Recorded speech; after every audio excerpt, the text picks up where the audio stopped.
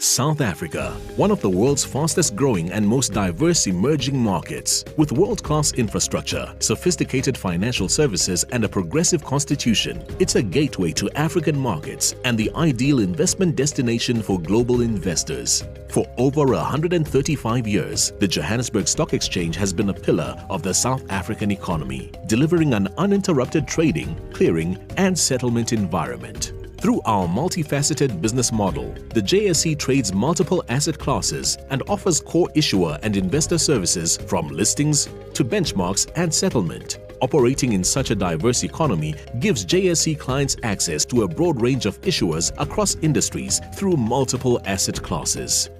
We have created an environment that enhances sustainability and disclosure, maintains the highest governance standards, and offers innovative products that allow investors and issuers to act on their sustainability needs. As a leading global exchange, we co-create, unlock value, and make real connections happen. JSE, let's connect.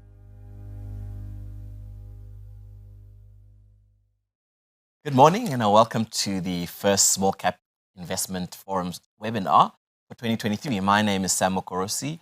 I am the Head of Origination and Deals at the Johannesburg Stock Exchange. It's a pleasure to be with you today as we explore the exciting world of the small cap sector. The JSE is mindful of the crucial role that small caps play in driving the advancement of South Africa, both in terms of financial contributions and employment opportunities. Small caps' presence in the local economy cannot be overlooked or underestimated, as they are the linchpin to the prosperity of our national economy. In acknowledgement of the value of small caps in South Africa, at the JSE we strive to support them in acquiring access to investment capital and act as a dependable platform they can use as a springboard for their future development. To assist with this effort, we host these small cap investment forums a few times a year, offering an opportune space and an environment for small cap companies to discuss their growth strategies and to share invaluable insights about their businesses. This investment forum is one of several initiatives aimed at profiling small caps for investors who may wish to benefit from the potential growth of small and medium-sized companies and to diversify their investments to include exposure to companies outside of some of our larger caps. Over the last 10 years, we've had 99 small cap, fledgling and Altex companies list on the JSE, all of which have raised over 405 billion rand. Risk, however, is never absent from any investment, including small caps. It is true that small caps are subject to more volatility than large caps. Nevertheless, small and medium-sized companies can provide excellent portfolio prospects due to their outlook for future growth. In closing, the JSE is dedicated to nurturing and cultivating the small caps sector. We reaffirm our commitment to continuously working towards growth and the development of this indispensable industry. After all, with adequate investment and support, small caps of today may become the large caps of tomorrow.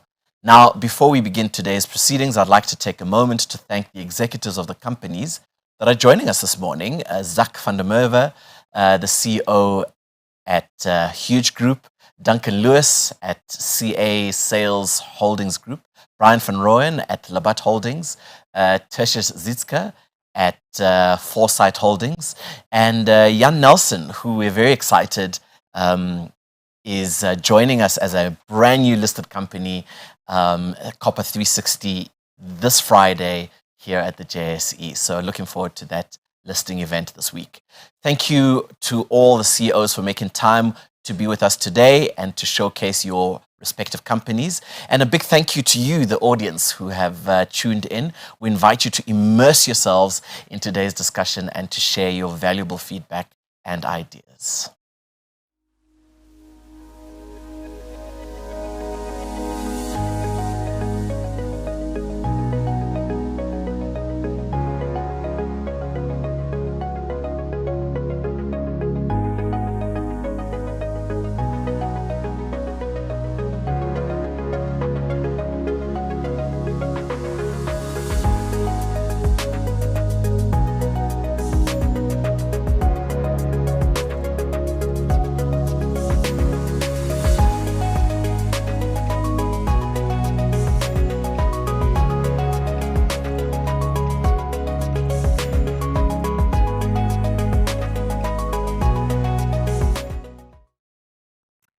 Good morning again to all of our viewers and welcome to the first Small Cap Investment Forum for 2023. As always, we have got a great lineup of speakers for you today. 5 companies will present their recent business development and investment case, and thereafter we will go into live Q&A. So please make sure that you submit your questions online. CPD points will also be allocated, so please do email zia@iassa.co.za with your name, surname and ID number. And I am thrilled to have Bright Khumalo as my co-host here today again, who will be asking all the difficult questions. Welcome, Bright. Hi, Patricia. Obviously, it's Bright Khumalo, the #1 dividend papi. I'm happy to be here. If you're watching this online, obviously drop those emojis. I want to see some fire emojis. Subscribe to the YouTube channel of the JSE, please. And please send your questions because, I mean, this platform is nothing without you guys. So that's why we have this this small cap investment forum to make sure that you guys enjoy and actually get to see these companies that are coming to present today and know more from them and actually have a direct contact with the CEOs, CCOs, and the various managing directors that are here today. So I don't know of any platform that will get you closer to these individuals than this one. So looking forward to your questions. Thank you very much. Any opening thoughts, any expectations for today's presentations? Look, I'm pretty excited because, I mean, there's a variety of these companies today. Like Sam mentioned earlier, we've got Copper 360, which is listing on Friday. We've got a company, CA Sales Holdings, which, is not that old. It's not even 6 months old. It was unbundled from PSG. And obviously, we've got companies that have, been listed much longer, like Huge Group. So it's a nice diversified bucket of stocks you could pick from after you have, the right information to make those investment decisions. So I'm pretty excited. Fantastic. Great. So for our first presenter for today, we have Zach van der Merwe in studio with us today, who is a Chief Commercial Officer of the Huge Group. Huge is listed in the telecommunications services sector of the JSE with a total market capitalization of 464 million rand. The company listed on Altex in 2007 and moved over to the main board in 2016. Huge Group is a South African purpose-led investment company that invests in organizations that operate in the converging connectivity, cloud service and XTech markets. The company has made a series of acquisitions, with the most recent one being Interfile. Their collective portfolio has recently also been valued at 1.4 billion rand. Welcome, Zach. Welcome to the studio. Great to have you here. Good morning. Thank you, Patricia. Thank you, Bright. Yeah. Very privileged to be here. I think we're very excited that you have the opportunity to talk a little bit about our growth initiatives this morning. So thank you for having us, and thank you to your team for a very professional setup. Fantastic. Great. Cool. So it falls on me to tell you a little bit about the group. Patricia's done an exceptional job already giving you a little bit of a précis. So what I'm going to do is I'll explain to you a little bit about the group structure, and then for the bulk of my presentation, I'm going to focus on our largest growth initiative going forward. As Patricia mentioned, Huge is a South African-born investment entity. We listed on the Altex in 2007. We moved to the main board in 2016, and we have quite a diverse investment portfolio.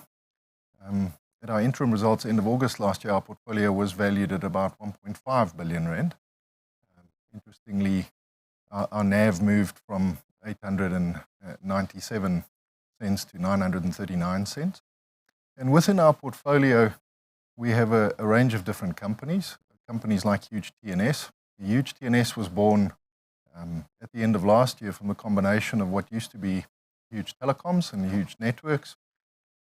That business has, as at the end of last year, a combined turnover of about 275 million. It's got gross profits in excess of 60% and had an EBITDA in excess of 100 million rand at the end of last year.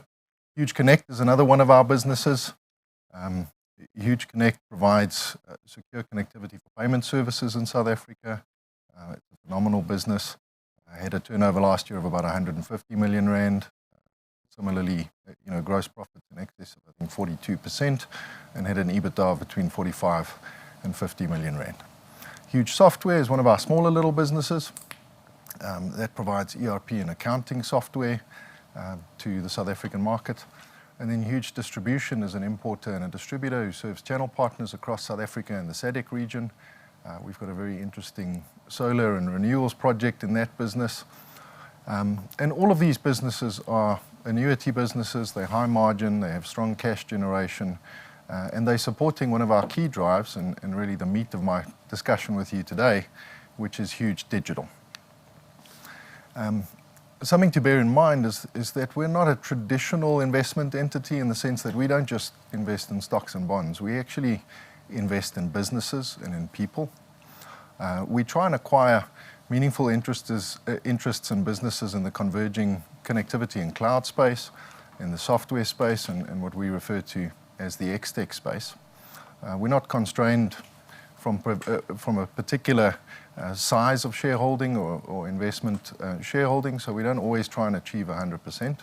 What we do is try and look for businesses where we see massive earnings growth potential, cash flow generation. We try and invest in brownfields businesses, so businesses that are stable, have established cash flow, established revenue growth. But we're also not averse from investing in greenfields businesses if that risk-reward ratio is right. I think the most important part of our investment philosophy is that we back the jockey. So we try and invest in businesses where we identify entrepreneurs that we believe in, and we then collaborate with them and try and empower them to bring to bear their talent and creativity and experience to help generate value and generate growth. We've got quite an impressive track record, evolved quite far from our start in the telecom sector as a least cost routing provider. And our next focus really is in the software and the platform as a service space. And then we will talk a little bit about that more later on. I think in closing my synopsis of the group, it's also just important to point out that we do actually have a national presence.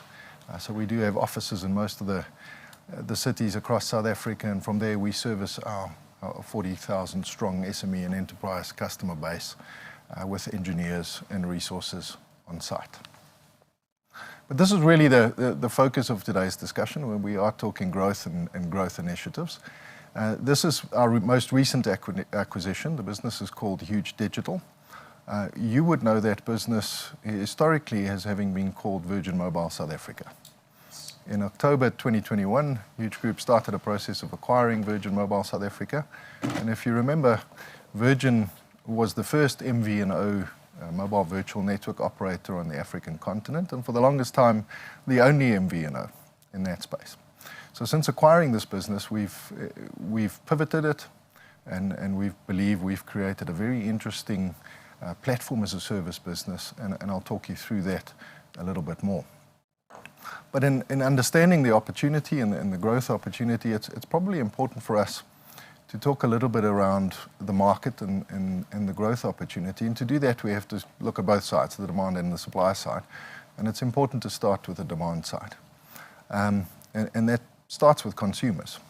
If we really, I don't think there's anyone out there who would disagree with me that post-COVID, how we engage with consumers and digital engagement has changed significantly. Businesses have changed significantly, and who we compete with has changed significantly. As an example, most of the banks out there are now offering telco services. Most of the telco providers are offering micropayment services. They're offering insurance products. So post-COVID, and with digital engagement and the exponential acceleration of digital engagement, we're now in a space where our competitors of the past aren't necessarily the brands we're competing with today. And most of that is dependent on how we engage with a consumer base that has, through the acceleration of digital engagement, become more demanding in terms of share of wallet, become more demanding in terms of customer experience. And that's really where the VNO, the virtual network operator model, has come in. Now, not all of your viewers might be familiar with the MVNO or VNO space. So I thought maybe just to stand still and just explain that a little bit. And it's really quite a simple process. A consumer brand would approach a mobile network operator or a network operator, negotiate a wholesale agreement, and they then have the ability to issue mobile services and products under their own brand. So everything from the way the SIM card is designed all the way through to what products and services you sell and how you deliver customer experience. And good examples of that are shown on the screen.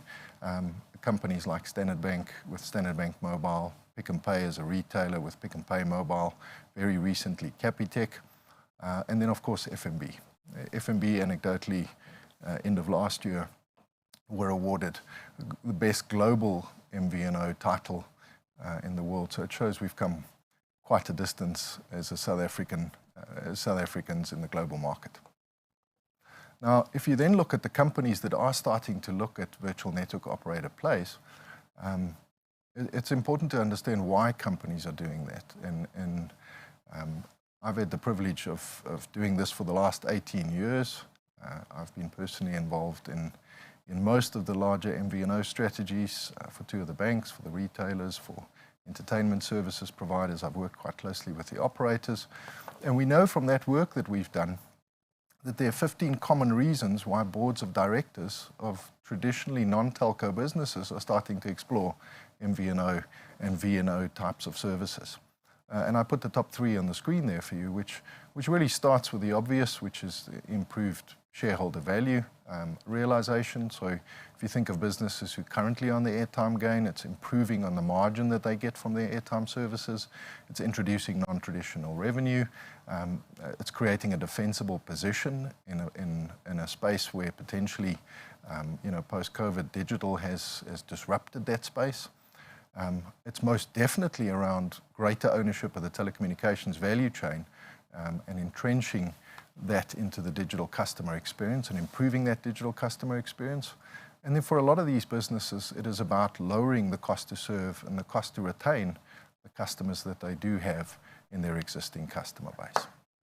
Now, it's normally at this point where people start asking me around, with 4 mobile operators in the country, 5 if you include Rain, is there really space for more diverse offerings in the South African market? And do we really need more brands offering telco services? And the answer really is twofold. I think in the first part, we have to remember that consumers have become a lot more demanding. They've federated into little groups and niche market sort of segments, and their demands are very specific and are better served often by consumer brands who have an existing relationship with them.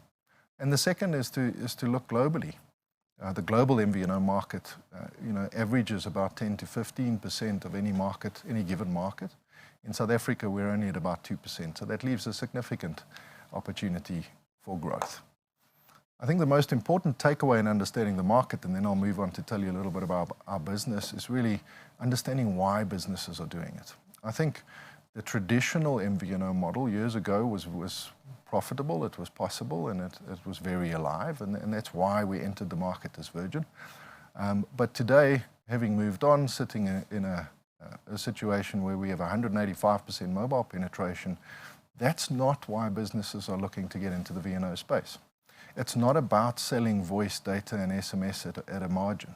What businesses are really looking to do is they're looking to take their core business and combine that with a mobile business and entrench mobile in their core business proposition. And what that does is it allows them to leverage that ownership of the telecommunications value chain to stimulate their core business. So as an example, an entertainment services provider might want to subsidize data traffic for their consumers to get more eyeballs on their content, which is really where they make their money. If you think of financial services providers, we all know the challenges in terms of things like SIM swap fraud, etc. For a financial services provider to own that whole telecommunications value chain means they own everything from the SIM card all the way through to their back-end system, so they can improve on their digital customer experience. Conversely, they can then also use mobile to stimulate behavior in their consumers. So they could, as an example, halve your data costs and give you data at half price if you do all your mobile banking over their digital platform. That's a win for the consumer because the consumer has a share of wallet saving, and it's an absolute win for the brand because the brand migrates you to a lower cost channel in terms of digital engagement. So that's really what we're looking at. I'm going to close off my presentation by just telling you a little bit about our business, and then hopefully I can deal with a couple of questions. It's important to understand what an enabler is, to have context around what we're doing with Huge Digital. Now, if you think traditionally, Most companies that are now entering into the VNO space don't have telecommunications experience. Banks traditionally aren't telcos. They don't have the resources, they don't have the systems, they can't really integrate.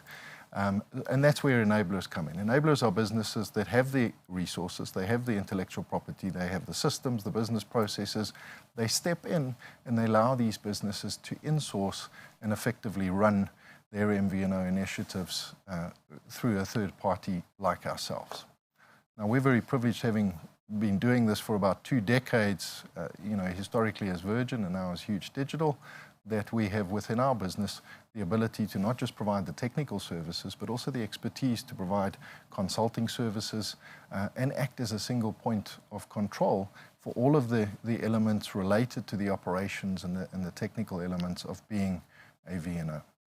We've also probably got the most sophisticated platform on the continent outside of network operators themselves, in that our platform has been developed over years. It's 5G ready, it's multi-tenant capable, it's multi-network capable, and that's something to also keep in mind when looking at the connectivity space going forward, is we have the ability to combine fixed line and mobile into consumer propositions, which is becoming very important for certain brands. So from a technology perspective, we really have the capability to be able to do anything and everything that is possible for mobile operators today.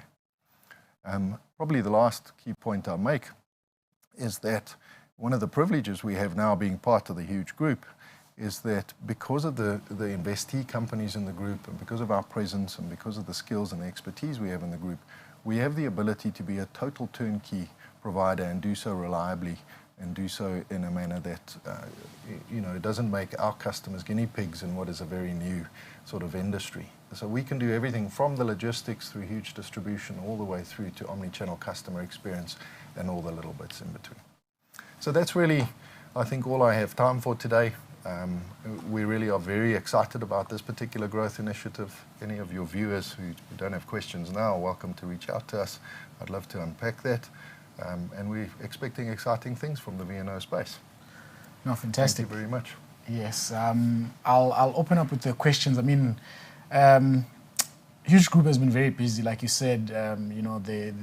You guys acquired the Virgin Mobile South Africa business last year in July. Well, ex-Virgin Mobile and Interfile, and obviously you bought a stake in Globant, and there was that failed bid for Adapt IT. So the question is, acquisitive growth has its own issues, right? And what is the company doing to ensure that you don't have another EOH in terms of solid governance from these businesses that you're acquiring? Right. So that's a very good question, and I think there are 2 parts that we need to touch on first. I think acquisition is a great growth strategy, but so is organic growth. And we've really entered a phase where we're very focused on the organic growth of the business. I like that. I've been part of the group now for probably about a year and a half, almost 2 years. And I have to say, one of the things that's really impressed me from a board level down, and I'm privileged to wear multiple hats in the group. I work in the management company, I sit on the listed company's board. One of the things that's really impressed me is the degree of governance within that business. Okay. We're very engaged with all of the managing directors and the executive teams of all of these businesses. And you have to understand, in terms of inspiring organic growth, our involvement there in orchestrating collaboration and helping to support these different businesses in terms of that growth is vital. Yeah. So we're very engaged from a governance perspective and from a growth perspective. Yeah, so you spoke about organic growth and stimulating that. So let's double click on that. So what excites you in the group when it comes to organic growth? I mean, you and I had a chat offline and you were speaking about some of the opportunities that you're seeing in the current market. So can you tell us and our viewers out there what's to be excited about on the organic front? I think we live in exciting times, and there's a lot happening. And if you read the press and all the rest of it, it's easy to sometimes get despondent. But I think the opportunities we have at the moment are exciting.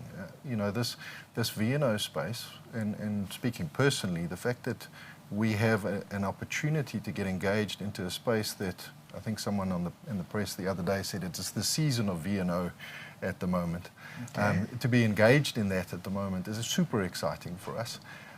The fact that we have, over years, built all the different building blocks into place really puts our business in a position now where we can pivot for growth, and we have access to probably the most bleeding-edge technology to be able to do that. Yes. And would you say the capital channels that you have currently, and with obviously the support of the JSE, would be very helpful in that process of growing your business? Absolutely. I think, we're very privileged to have very cash-generative businesses. Of course, we do yeah. have a very strong lender relationship with RMB as well. Yeah. But when you look at opportunities like the one I've just sort of shown you, Huge Digital, these are scale opportunities. And obviously, capital generation and the growth of those businesses, the scale of what you can build and how quickly you can build that scale is very dependent on capital. So it's part of the reason we're very excited to be here this morning and to be having the conversation with you guys. Well, the good news is that some of them are capital light, so it won't take a lot of capital to get off the ground. So in closing, for you, I'd have to ask you, come back to the Adapt IT story. So what lessons would you say you guys learned in that Adapt IT wrestle? Because obviously, for those who don't know and not following markets, the winner was Volaris, which is, the Canadians, who are owned by the big gorilla called, Constellation Software, which basically owns everything in the SaaS space. I think there were a couple of lessons. I think the most important one is if you look at where we put our bid in, and you look at what the business was actually sold at and where it's trading at the moment. I think one of the big lessons for us was validation in terms of our ability to recognize value, and our ability to identify the types of transactions. You can't win them all. We obviously saw great synergy between the two businesses. We were very excited at the prospect of it at the time. But I think, going forward, we're very focused on bedding down our businesses now. I think we have scale opportunities coming out our ears, and we're really looking to unlock that value. No, that's incredible. I like the lessons there, and obviously, when the price didn't make sense, you walked away, which is very important also. You need to know when to walk away. Exactly. So kudos to the management for that. Thank you very much, Patricia and Bright. Thank you for having me this morning, and thank you to your viewers. So Zach, you've been listed you recently celebrated your 15-year listing anniversary. That's right. So we're really hoping that it's going to be another 15 years for you at the JSE. Thank you for coming into studio. It was great having you here. Thank you for having us. For our next presenter, we have got CA Sales Holdings, which is listed in the diversified retailers sector with a market capitalization of 3.4 billion rand. CA Sales operates as a fast-moving consumer goods business in South Africa and internationally. It provides warehousing, in-store execution, transportation, logistics, sales, merchandising, point of sale, retail training, and debtor services. The company services the top 200 international and local blue-chip brand owners of consumer packaged goods. CA Sales listed on the JSE last year after delisting from the Cape Town Stock Exchange in 2022 and also has a listing on Botswana Exchange. We have got Duncan Lewis, who's the Chief Executive Officer in studio, to tell us more about where the company is today. But before we get him into the studio, let's cross over to their corporate video. Welcome to the CA&S Group, a holding entity of a collective of retail solutions businesses operating across Southern Africa, providing essential services delivered by essential workers to ensure millions of households get the essential products they need to experience better quality lives. CA&S offers route-to-market services to top-tier multinational and local brand owners and manufacturers. Group services include warehousing and distribution, retail execution, retail support services, data and technology services, and retail partnership and training. We believe that the rapidly changing world we operate in offers immense growth opportunities. We believe in the exponential power of true partnership to unlock the potential for our clients, for our people and their communities, for our businesses and shareholders.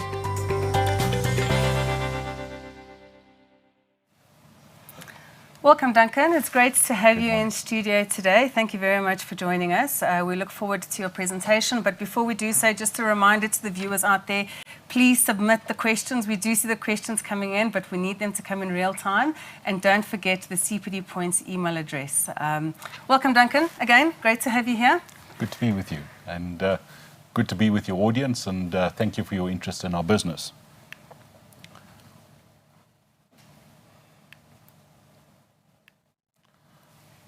I don't have much time, but this morning I'm going to try and get through a little bit about who we are and what we do, some financial highlights and the performance, a segmental, and that means the different performances of the geographies, some corporate activity that we did last year, the journey towards 2026, and then lastly I'll take some questions.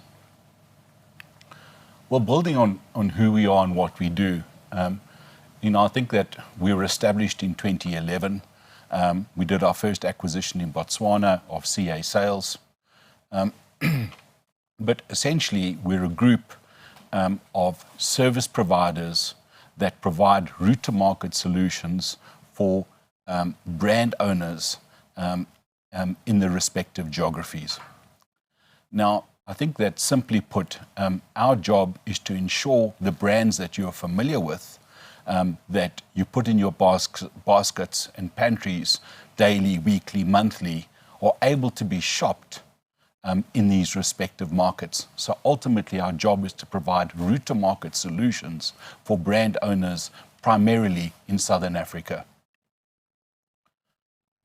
If you look at our business, we were established in 2011, as I said, but we listed on the Botswana Stock Exchange in November 2017, and we pursued a listing on the Johannesburg Stock Exchange in June last year.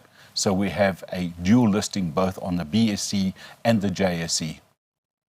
If you look at the geographies, those are the geographies that we are present in. And if you look at those businesses, those are the businesses that we have in those respective geographies, and the service offerings that we have in them. If you look at the service structure overview, I would describe us having as 4 generic services: warehousing and distribution, retail execution and advisory, retail support, training and technology, and so-called data solutions. Our revenue contribution from warehousing and distribution, so 80% of the 9.5 billion that we did last year would come out of warehousing and distribution. 15% roughly would come out of retail execution and advisory, and then retail support and training would be 5% or less. But I think what's important around the retail support and data is that it makes us a better business. It informs us around white spaces, opportunities for brand owners, and essentially it's our tool to mine operational effectiveness and efficiencies in these markets. We talk about the best loved brands on the continent. As Patricia said, we represent at least the top 200 consumer brands in the world.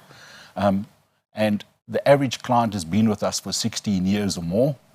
I think that the categories we cover are food, snacking, treating, personal care, home care, alcoholic beverages, carbonated beverages, etc., that we represent across these geographies.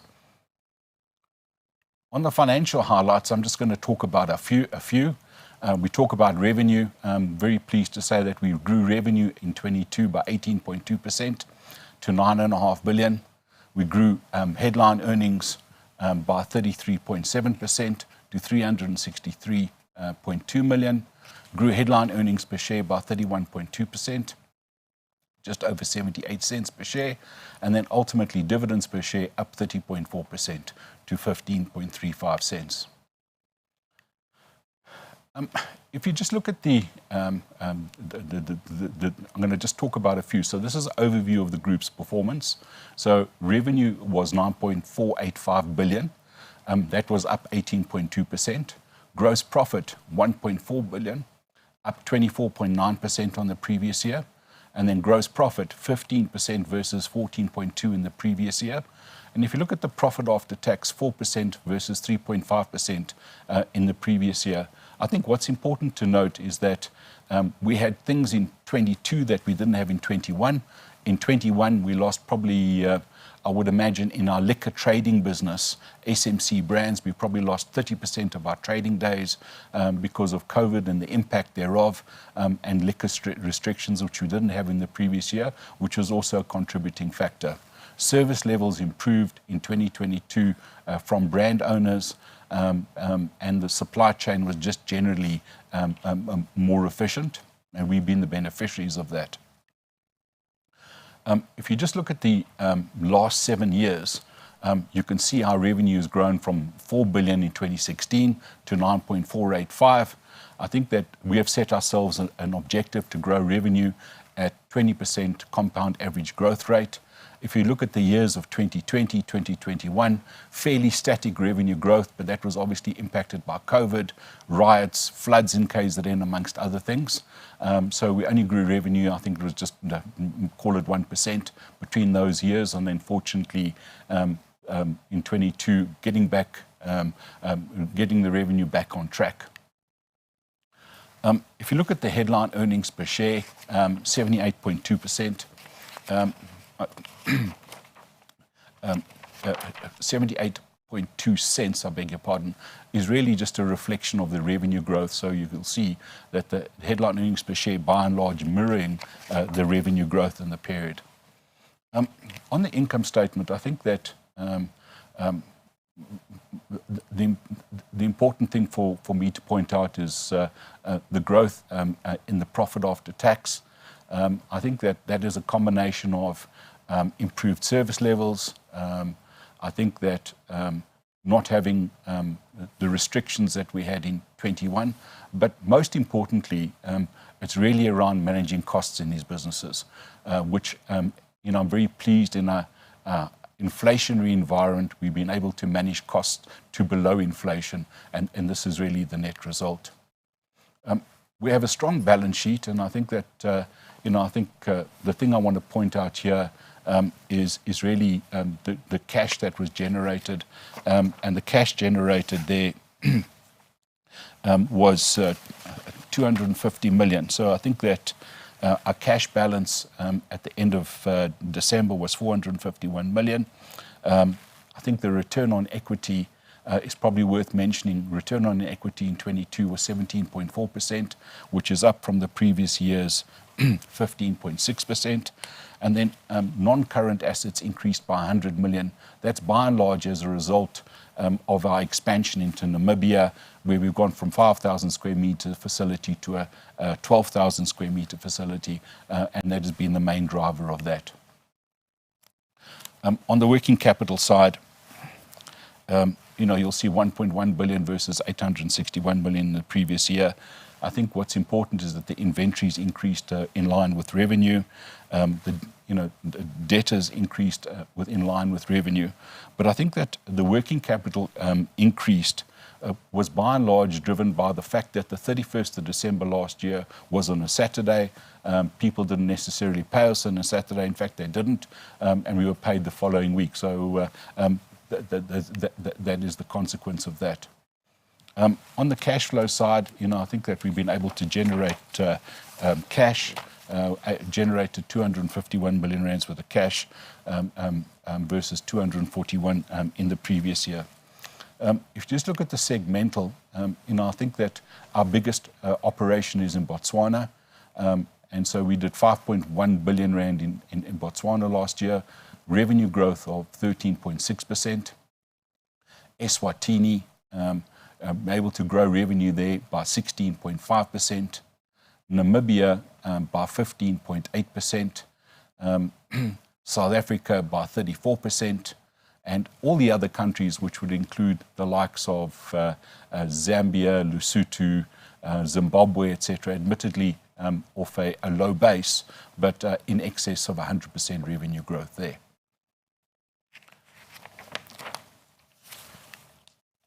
Moving on to Botswana, if you look at the top right-hand corner, you'll see the businesses that we have in Botswana, the 7 businesses.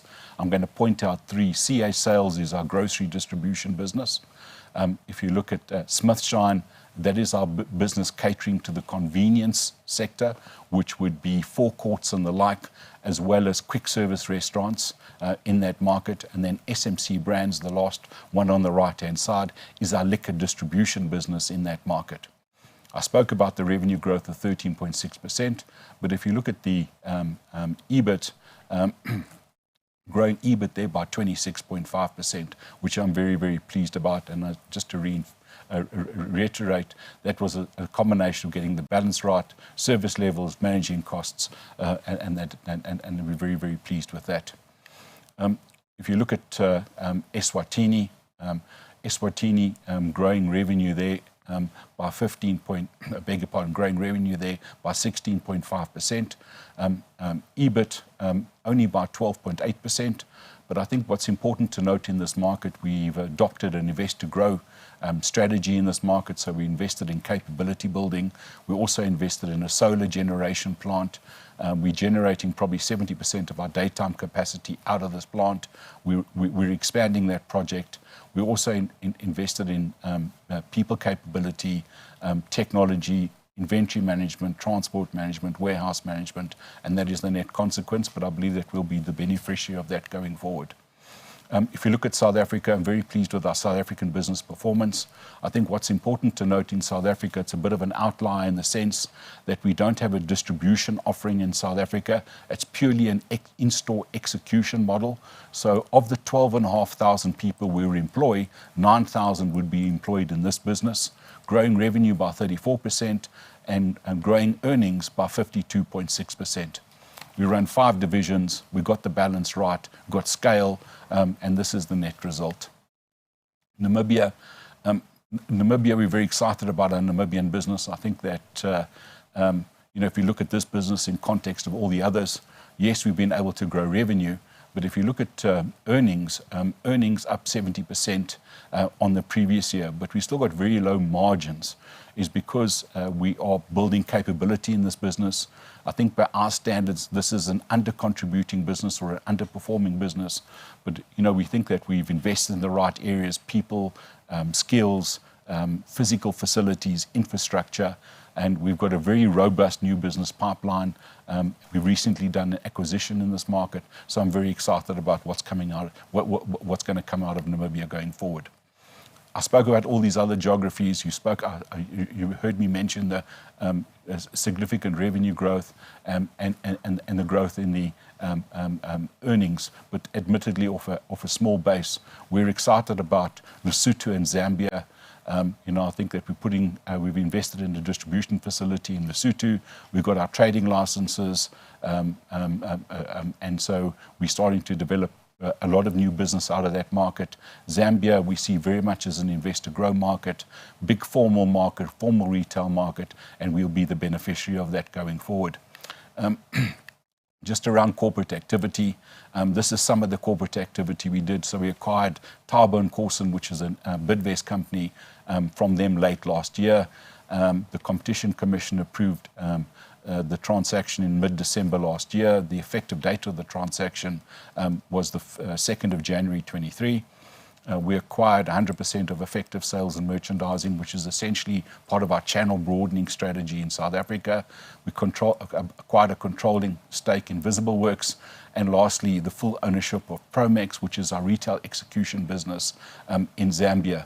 If you look at the revenue of that in 22, contributed less than 300 million, just for context.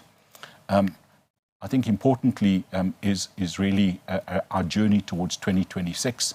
We've openly stated that we want to go from our current 9.5 billion to 20 billion by 2026.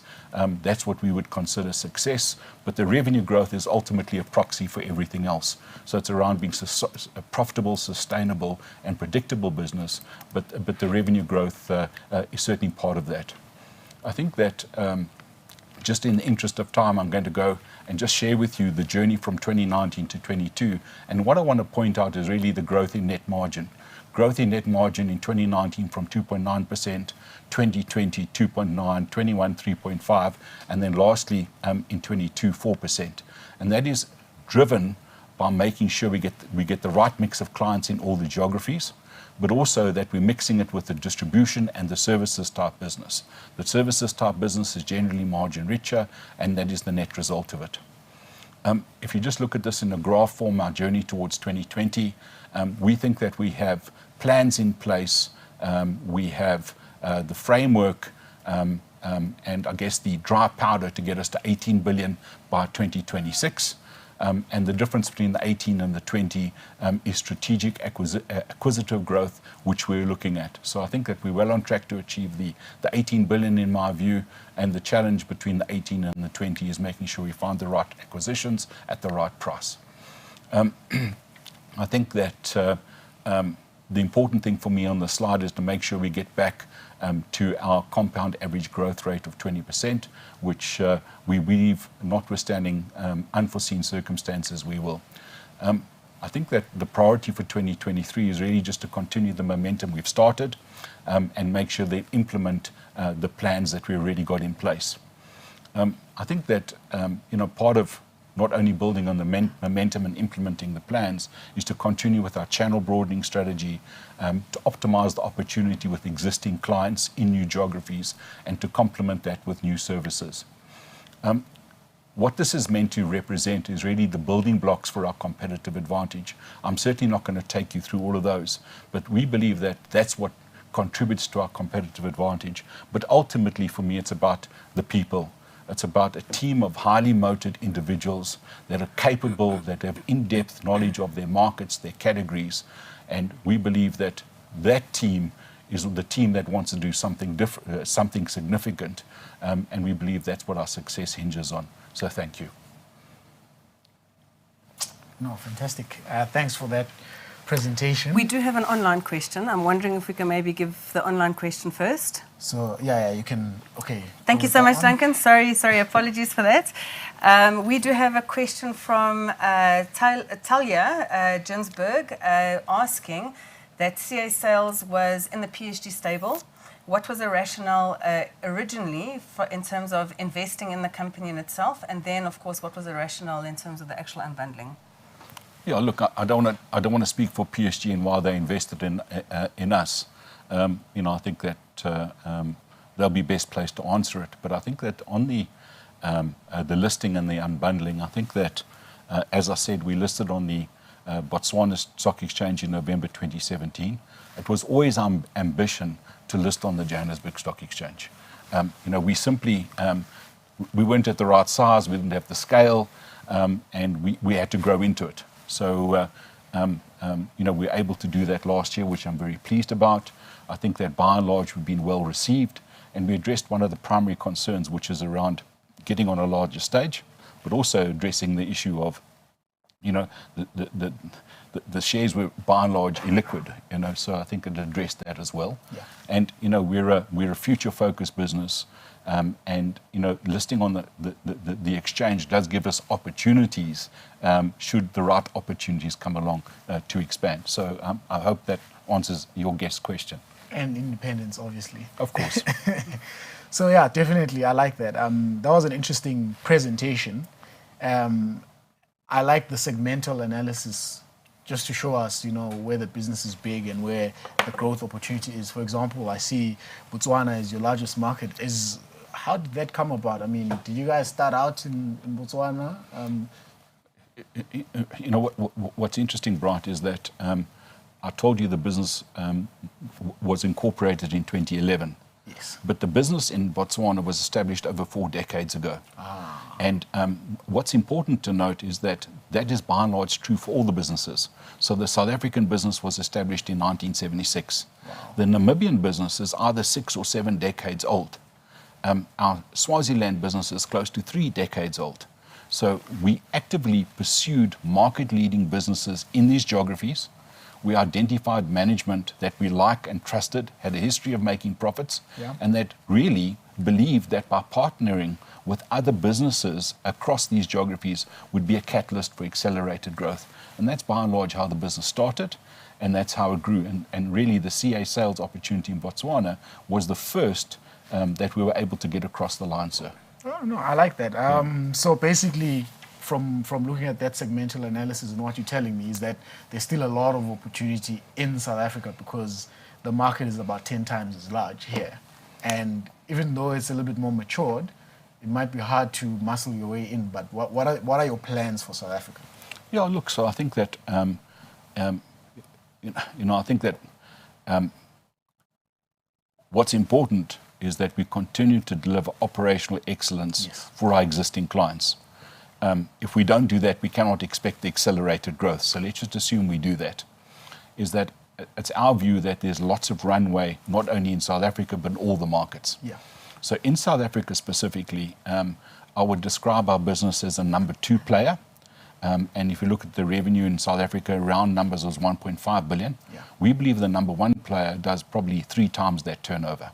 So despite us doing 1.5 billion, we believe that the number 1 player in terms of revenue would be, I would guess, 3 times the size. So I think that will, I guess, provide some color or context as to why I say that there's lots of runway. Yeah, no, I figured it out from just looking at the segmental analysis that maybe, there's something to do here in South Africa. So I'm pretty excited about your prospects in Zambia as well. Can you tell us more about that? I mean, that market is also pretty larger than Namibia and Botswana. Yeah, so, I think that... And apparently, sorry to jump in there. Apparently, the operational environment itself, business-wise, is very good because it doesn't take forever to get licenses. The government, is very good in operating with private investors. Yes, Bright. So I think that you heard me talk about Promax, which is our retail execution business. Yes. So we've been in Zambia through Promax for close to 2 decades. Wow. And, I think that was our opportunity to get to know the market, to put our toe in the water, so to speak, to identify the role players, the competitive landscape, and what we need to do to win in that market. I think that, I think there's been some significant change in Zambia. There's been a change of government. There's been some currency stabilization. But more importantly is that there's a growing formal market. So, I think the population of Zambia is 18 million people. Yes. The population of Botswana is, call it just 2.2, 2.3 million people. And you look at the revenues we did in Botswana, 5.1 billion. That'll give you an opportunity. That will give you some insight into what we believe the opportunity is in Zambia. Yeah. Of course, it's a long-term play. Yes. And so our clients are looking for a credible service provider in that market. That means we need to invest ahead of the curve with people, systems, infrastructure. We've done that. We've established a distribution center there. Wow. And growth in Zambia is by and large with existing clients. And, we're very, very optimistic around what Zambia is going to contribute to the group in the medium term. As I say, it's not an overnight thing, but we've got to plant the acorns for the oak trees tomorrow. Yes. But we believe that we'll be rewarded. So, we've taken the leap of faith, we've invested there, and we're building momentum very nicely, sir. Yeah, and the fact that you're already embedded there is the most important part. You already know the operational landscape. I looked at your margins. We're coming back to the balance sheet, and obviously, it's a no mistake business. These types of FMCG companies. That's how we look at them, right? You have to make sure you don't make big mistakes because they're very costly. Go straight to the bottom line. Yes, sir. So, with margin expansion, because I know you're in acquisitive mode, and obviously also you're reinvesting in operations quite a lot. Something you don't see, in the balance sheet because it happens in the background. That's usually what eats into the margins. So what is the ideal margin range for this type of business? I know some FMCGs are between 9 and 12%. Some, if you're like a L'Oreal, you're looking at closer to 30%. And if you're LVMH, you're looking closer to 80%. So, there's difference. I guess, those margins are what dreams are made of, I think that our reality is a little bit different. Yes. So we operate, as I said, 80% of our revenues in a distribution business. Yes. That's always going to be a low margin business. Yeah. And the room for error is very, very small. Yeah. And so That's why I am so focused on having feet on the ground. So in other words, we invest in businesses that understand the local market, that know the categories, know the retailers, because you can't afford to make mistakes.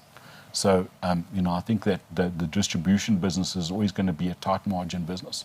But the important thing for me is to add on services that can complement the existing business in geography, that can expand the margin, whether it's data insights, whether it's audit work, whether it's in-store execution, or a combination of those. So, I think that ultimately, if we talk about now to 2026, I think the margin will settle anything between 4.5% to maybe 5% if we're lucky. So it's never, I think it's unlikely, based on what I know, to expand beyond that. So that, the margins you talk of these, No, it's different, but I was just making examples. Yeah, so it's unlikely in my lifetime. In your lifetime. We like to dream. Dreaming is good. No, look, these add-ons obviously make a difference.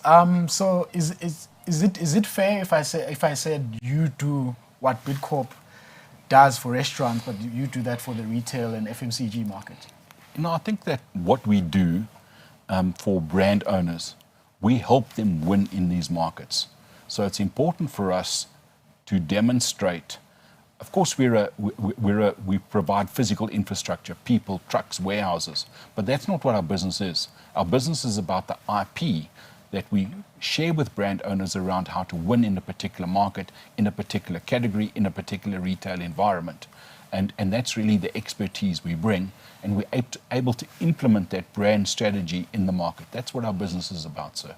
Okay, so this question online says, are they on Easy Equities? Obviously, yes, they are on Easy Equities. You can buy the company on Easy Equities if that's what you're asking. I've got a question. Are you looking at going further north from Zambia, Zim? What's the next? Patricia, I think that I would describe us as very much an African business, and our playground has been Southern Africa, primarily the BLNS countries. We have what I would describe as, by and large, a client-led expansion strategy. So our clients are saying to us, provide us solutions in a particular market.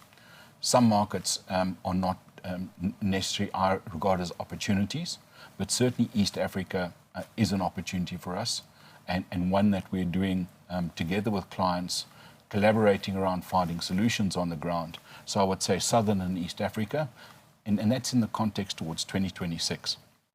I believe our business model is repeatable. So if one talks about North Africa, the Middle East, one's beyond 2026, I really believe that we can expand into those geographies. But that's certainly, that's certainly not a short or a medium-term play, ma'am. Yeah. Okay. No, awesome. So there are no longer, COVID, floods, riots. You should be excited for what's to come, right?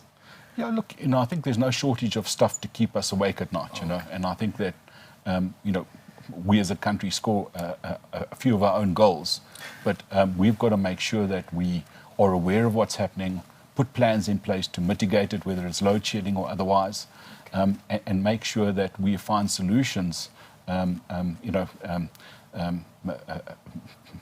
despite everything. So, I think that,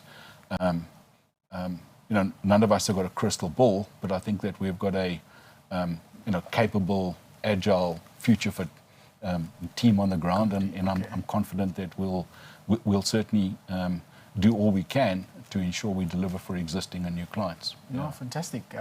Thank you very much for that. Before I get too philosophical, I see the producers are giving us the wrap-up sign. So thank you very much. That was lovely. Thank you, and thank you, Patricia, and thank you to your audience. And I'm sorry I had to rush through this, so my apologies. Thank you, everybody. Thank you very much, Duncan. For our next presenter, we have got Labat, which has got a market capitalization of 56 million rand. Labat was founded and incorporated in 1995 by Brian van Rooyen and Victor Labat. The company listed on the JSE in 1999, and since then has been transitioning from an investment holding company into a fully integrated cannabis business with a focus on healthcare, wellness, and industrial hemp. The company has made a number of acquisitions in the cannabis space, as well as forming strategic partnerships to reach its goals of becoming a market leader in the medicinal and industrial cannabis sector. The hemp industry and cannabis sector in South Africa has got the potential of creating 130,000 30,000 new jobs, and the sector is set to be worth 406 million rand in South Africa by 2026. That seems to be the magic year that everyone is aiming for. We have Brian van Rooyen in studio today, but before we get his recent business developments, let's cross over to their corporate video.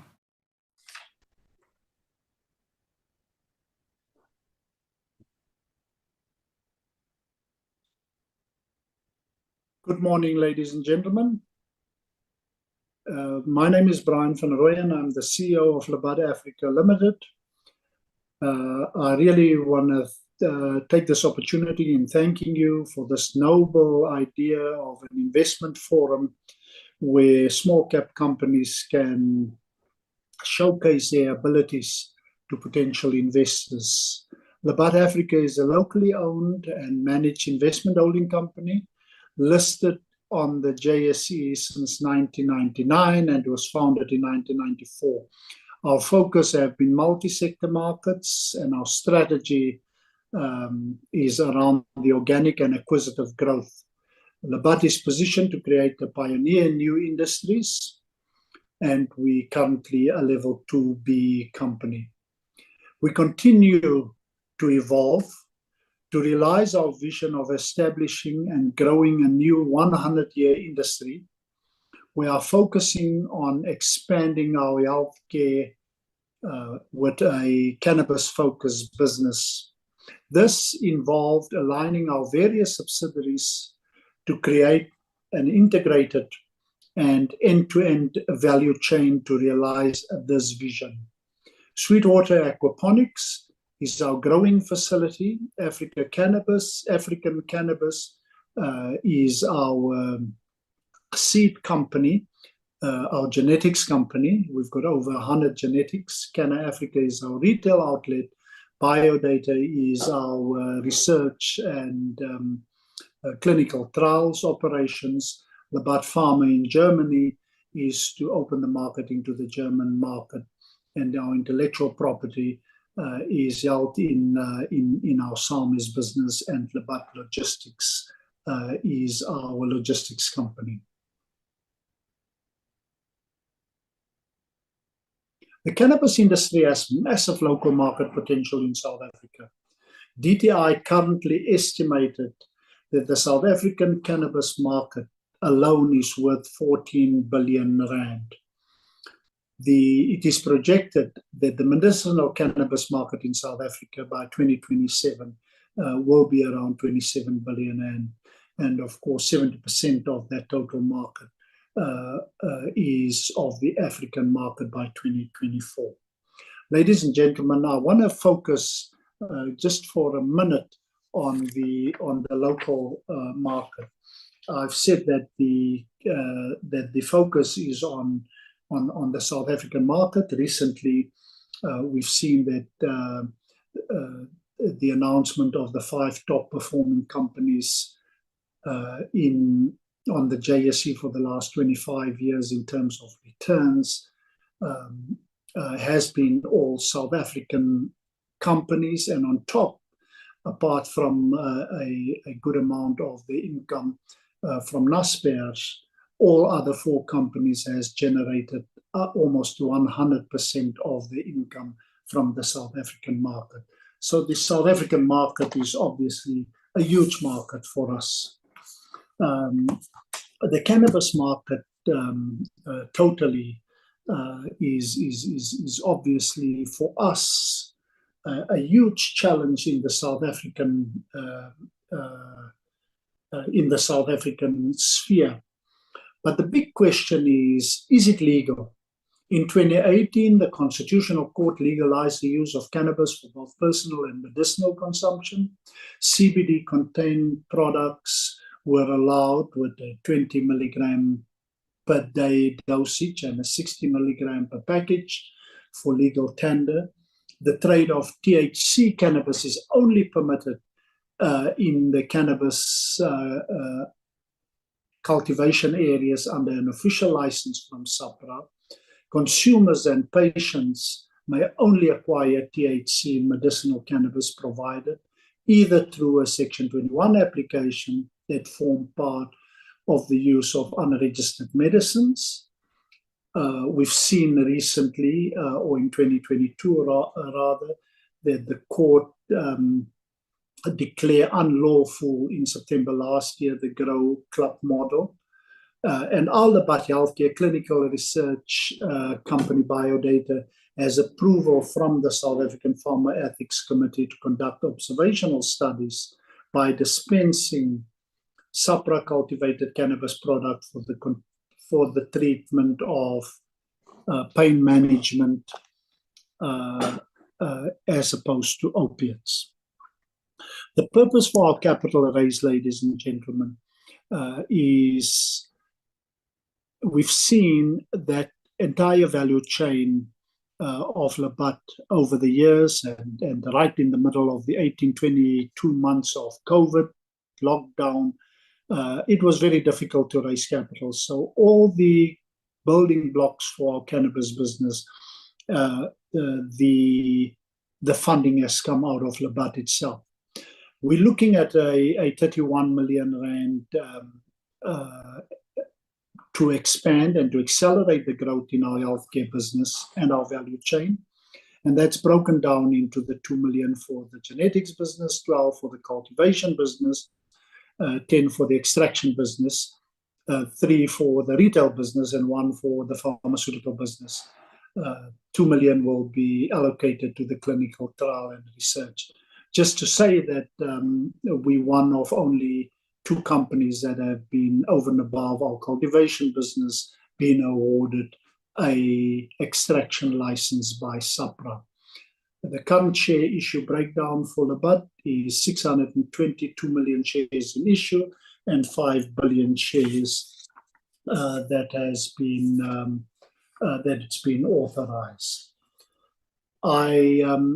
The investment opportunity to be conducted will be conducted by way of a rights offer, and it offers equity investors the following benefits: to participate at an early stage in the cannabis industry in South Africa, and the ability to benefit from the industry's growth, which can deliver high gross profit margins between 55 and 75%, particularly looking at the growing conditions in the South African market, agricultural market.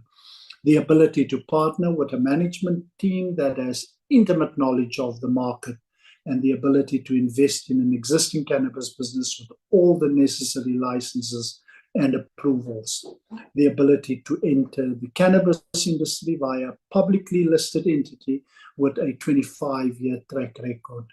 And finally, the ability to have a shareholding in a business that is expected to be able to generate significant inflation-beating returns into the future. The investment opportunity outlook, ladies and gentlemen, we are well positioned to take advantage of a new era of opportunities in a sunshine industry, which is supported by the increased deregulation of cannabis industry, locally and globally, the ability to offer high-quality cannabis products to local and international markets at a very low cost of production. I'm showing you a product which have just been harvested at our facility out in the Eastern Cape. And I'm told by the growers this is the best quality product. The last time we made a public announcement that the THC levels of this particular product was well over the 27% mark. The ability for the company to leverage off its existing base to derive significant revenue enhancing opportunities should the recreational and the adult use cannabis industry in South Africa become legalized.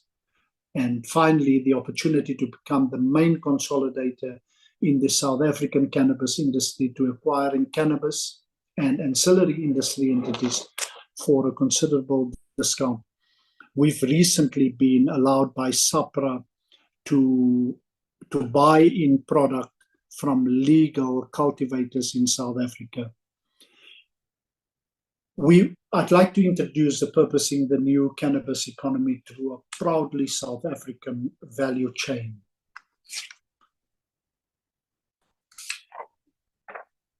Our vision is to be the #1 cannabis company in Africa. How do we achieve that? Is to utilize the current and building new skills to deliver world-class products, executing product and processes, as I'm going to show you later, innovation right through the market consumption, driven by the passion of leadership and a commitment to drive the industry forward by providing world-class products. Our products are currently being sought after, currently exported to a big pharmaceutical company in Australia. We just have requests from both Switzerland and Germany to provide the same value product and creating that value to all our stakeholders.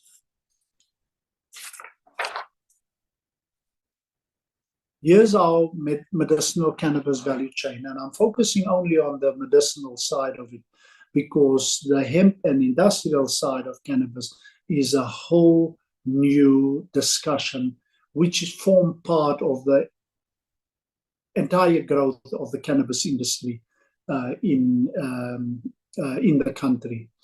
Our value chain is supported by our logistics company, Labat, by making sure that the distribution is done within the realms of the requirements in terms of legislation.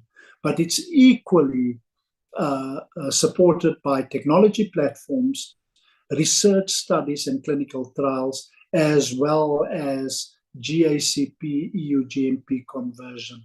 That is very, very important because it's almost like the diamond industry. We have now created a technology platform to trace our products from genetics through to the retail dispensary, similarly like what the Kimberley process does with blood diamonds, or whether diamonds are authentic in South Africa, or coming from the South African market or not.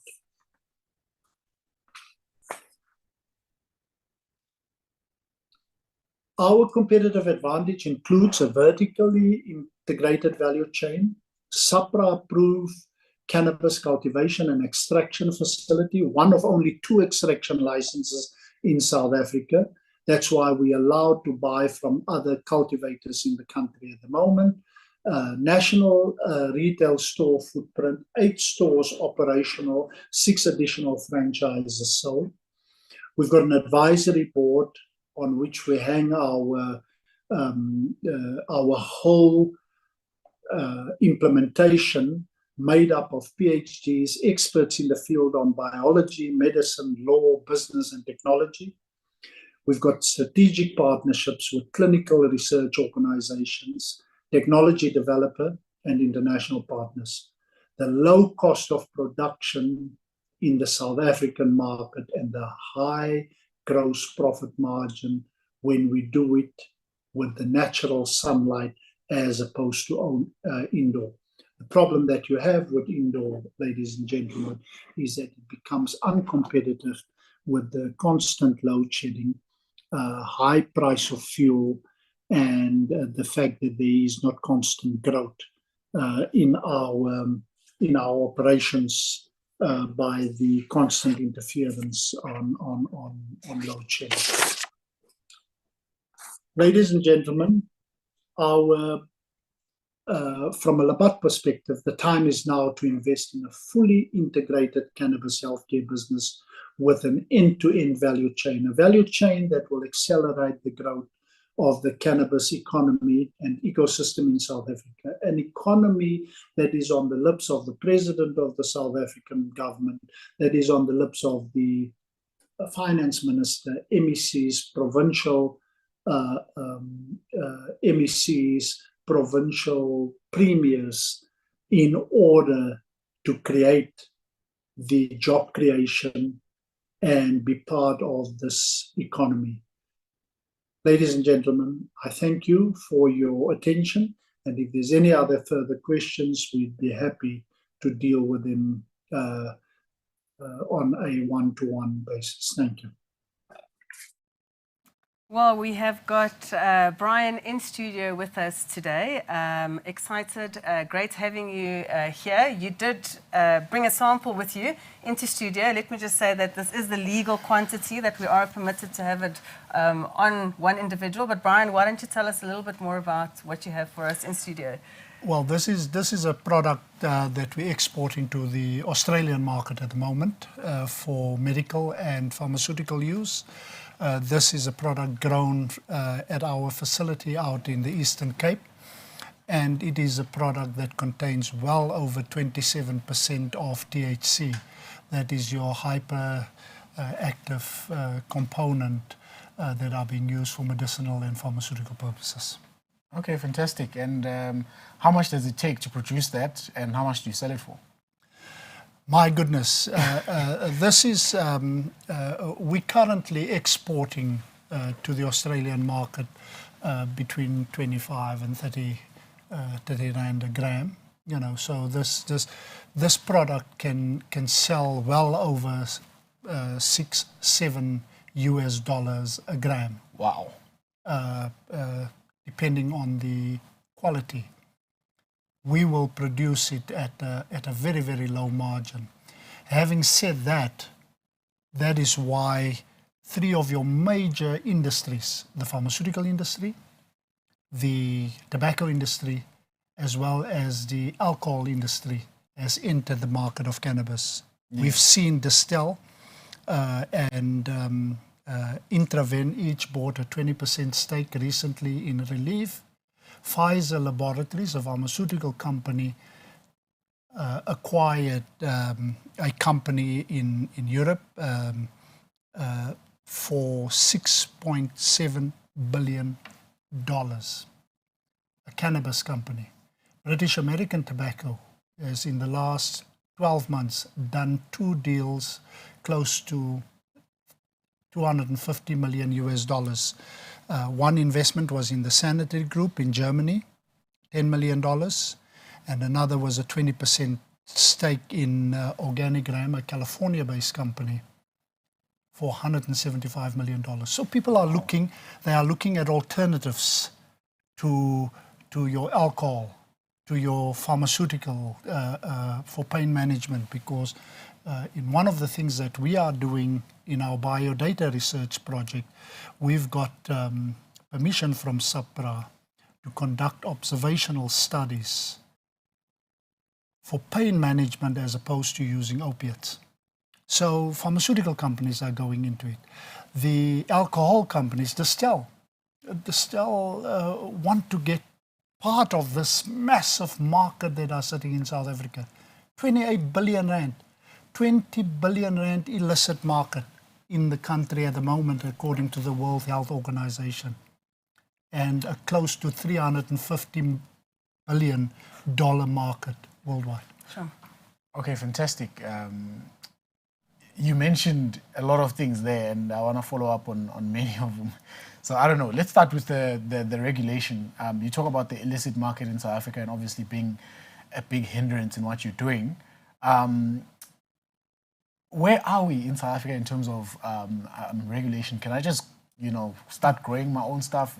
I don't know, because it seems to have stagnated and it doesn't make headlines anymore. So I'm really confused of what's going on. It doesn't make headlines because it's very complicated, and I have sympathy for the government.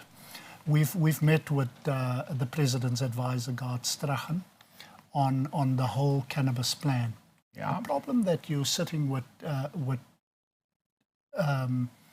the whole legislation in South Africa, it's fragmented. You've got SAPRA, you've got the Department of Health, you've got Trade and Industry, you've got SAPS, because it's a illegal issue and all that, and you've got DTI, and there are so many role players in this thing. But everybody is talking about how much money it can make. I know that government has extended the comments on the bill, and that is for private use or let me say adult use, not recreational use. At the moment, there's close to about 100 cultivation licenses issued. Now, here's the issue in terms of legislation. SAPRA is the legislator. It controls the issue of licenses. So you have a situation where 100 licenses has been issued to cultivate. The only thing that you can do once you cultivate, you can only grow, cultivate, and export. You can do nothing with it in South Africa. Which doesn't make any sense. Doesn't make any sense. But then the product comes back into South Africa processed. And you can go to Clicks, and you can go to Dis-Chem, and you can go to Pick n Pay and buy it off the shelves. And get CBD products. Yeah, and you get CBD products. So that is the stumbling block for an industry that's over 100 years old. I mean, the effect that this have on growers like people in the Pondoland or the rural areas, that have used it for medicinal purposes, not necessarily for recreational purposes. I'm not saying exclusively, but those people are pushed out of the value chain because to get a license, to get a license to cultivate will cost you at least between 5 and 7.5 million rand. Wow. Because of all the regulatory requirements. Now we haven't even dealt with the other part of cannabis, which is your hemp side, where there is no THC and no CBD, but because it is part of the cannabis family, it's also regarded as a narcotic. So it's very difficult for. So our focus has been to get it into the international market, complying, because South Africa is the best country to provide cannabis at a very low cost because of our sunshine. International companies cannot compete with us because they have to grow it in-house. Okay, let's talk about that competition then between countries that have sunshine. I mean, Lesotho is a big producer and they've got big backers growing and cultivating in Lesotho, especially Canadians. I know Canadian companies, a lot of listed companies operating off of Lesotho. And I think it's a very good question because that has been precisely why our whole process from a Labat perspective have taken a little bit longer than anticipated, because your Lesotho market has almost collapsed. I mean, canopy growth, a number of canopy, yes, they've left. Yeah, they've left because the product that they were producing it in-house, and when you produce in-house, even now in South Africa, you've got a number of growers that have got major problems in the country that are growing in-house, especially in the Gauteng area. They've invested a lot of money in in-house growth. And what comes? Load 5, load 6, load 7, stage 7, load shedding. Yeah. So those things need lights.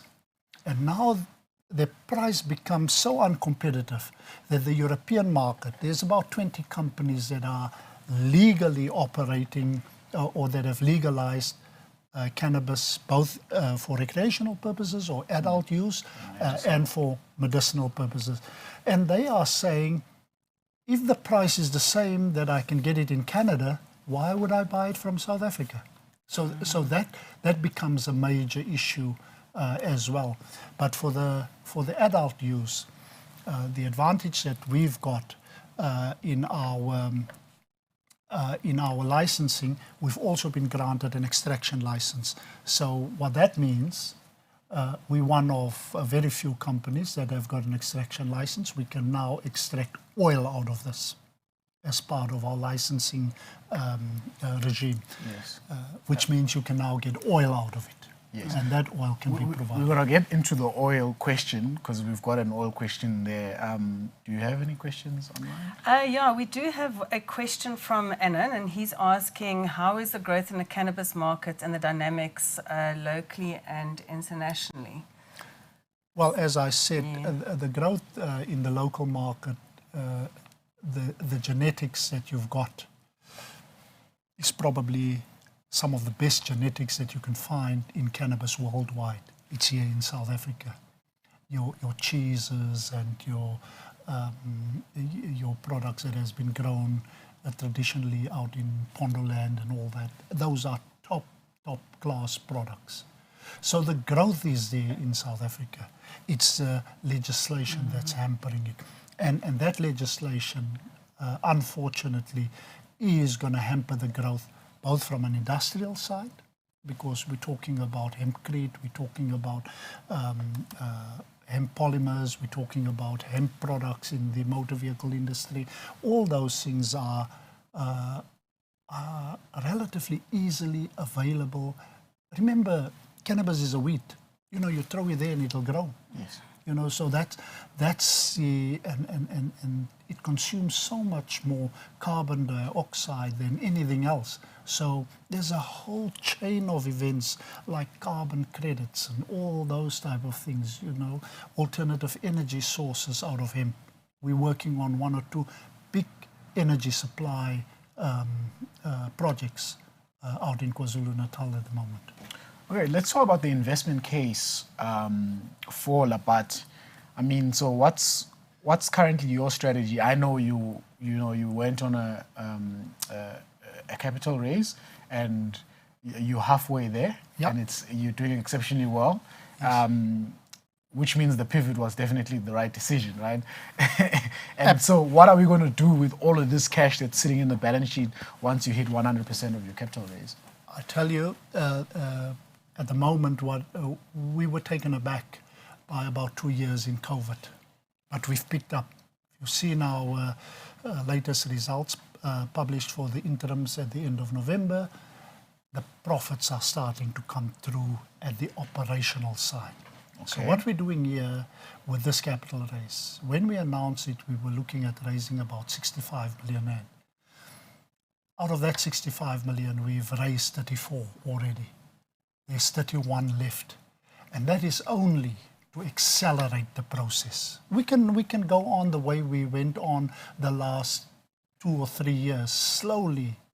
All the money that we've put into that entire value chain from a Labat perspective have come out of Labat.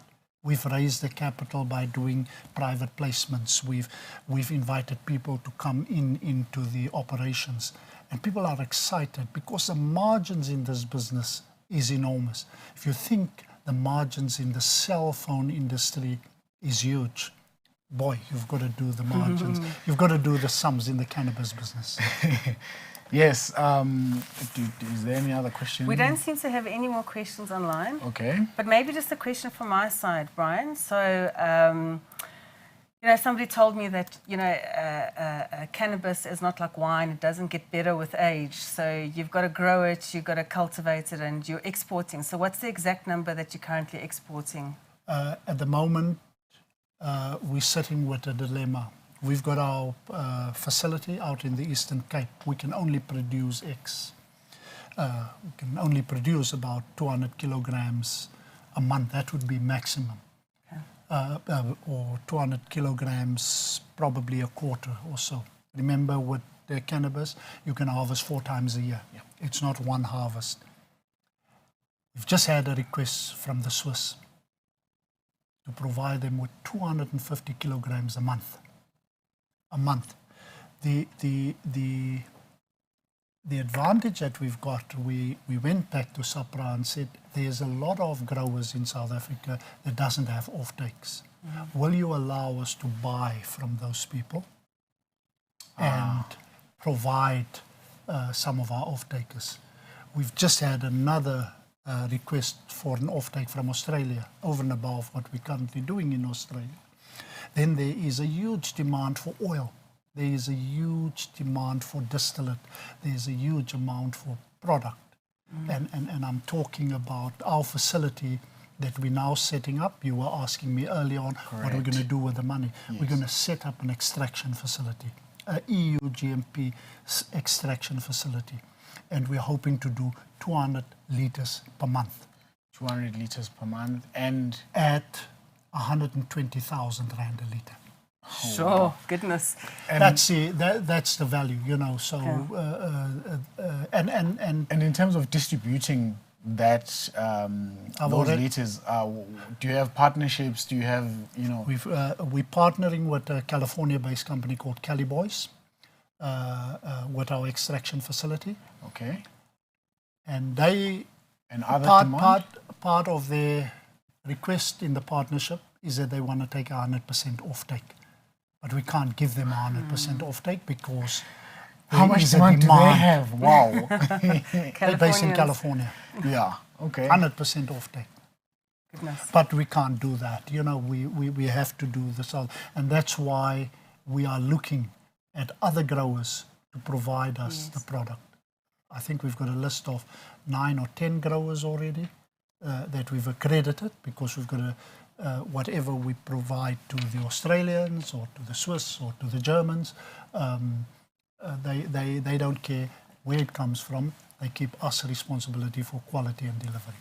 Yes. And in terms of your extraction facility that you want to set up, obviously electricity, we've got challenges, huge challenges with Eskom. How would that affect the operations, if in any way, or would you just set up for that? We set up for that, and as I said, one of the big things in cannabis is using hemp in order to provide alternative electricity. So that whole thing, for a province like the Eastern Cape, KwaZulu-Natal, Limpopo, even the Northern Cape, the rehabilitation of mining ground, plant cannabis, create jobs and create an industry. This is a 100-year industry that is just starting. It's in the beginning phases within the country. To be formalized. To be formalized. Yeah. Okay. No, I don't have any further questions. I think we've asked, the balance sheet question, the investment side, and obviously the partnerships, distributions, and actually how the process works. Maybe one parting question would be, what makes good quality plant, like a good quality cannabis plant? To say this, we've extracted from this plant and this is X amount percentage better than what you get in that country or whatever. How is that worked out? It is the genetics. I visited our facility recently out there, and I was talking to the grower.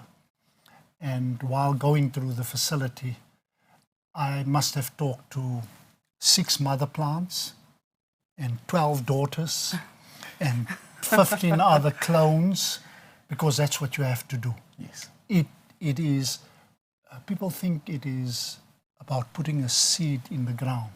It's not. All our production, all these products that we produce is coming out of clones. So you get exactly the same plant, what you wanted and what you have sent before. So it's a very, and remember, our facility is an aquaponics facility. So we're one of only 2 aquaponic facilities in cannabis in the world. Wow. So it's through water, through fish, tilapia fish, and they basically provide the nutrients for the plants need. Yeah. that the plant needs. That's fancy. And when I walked through the facility the other day, old Shannon was telling me, that grandmother that's there, she's retiring this year.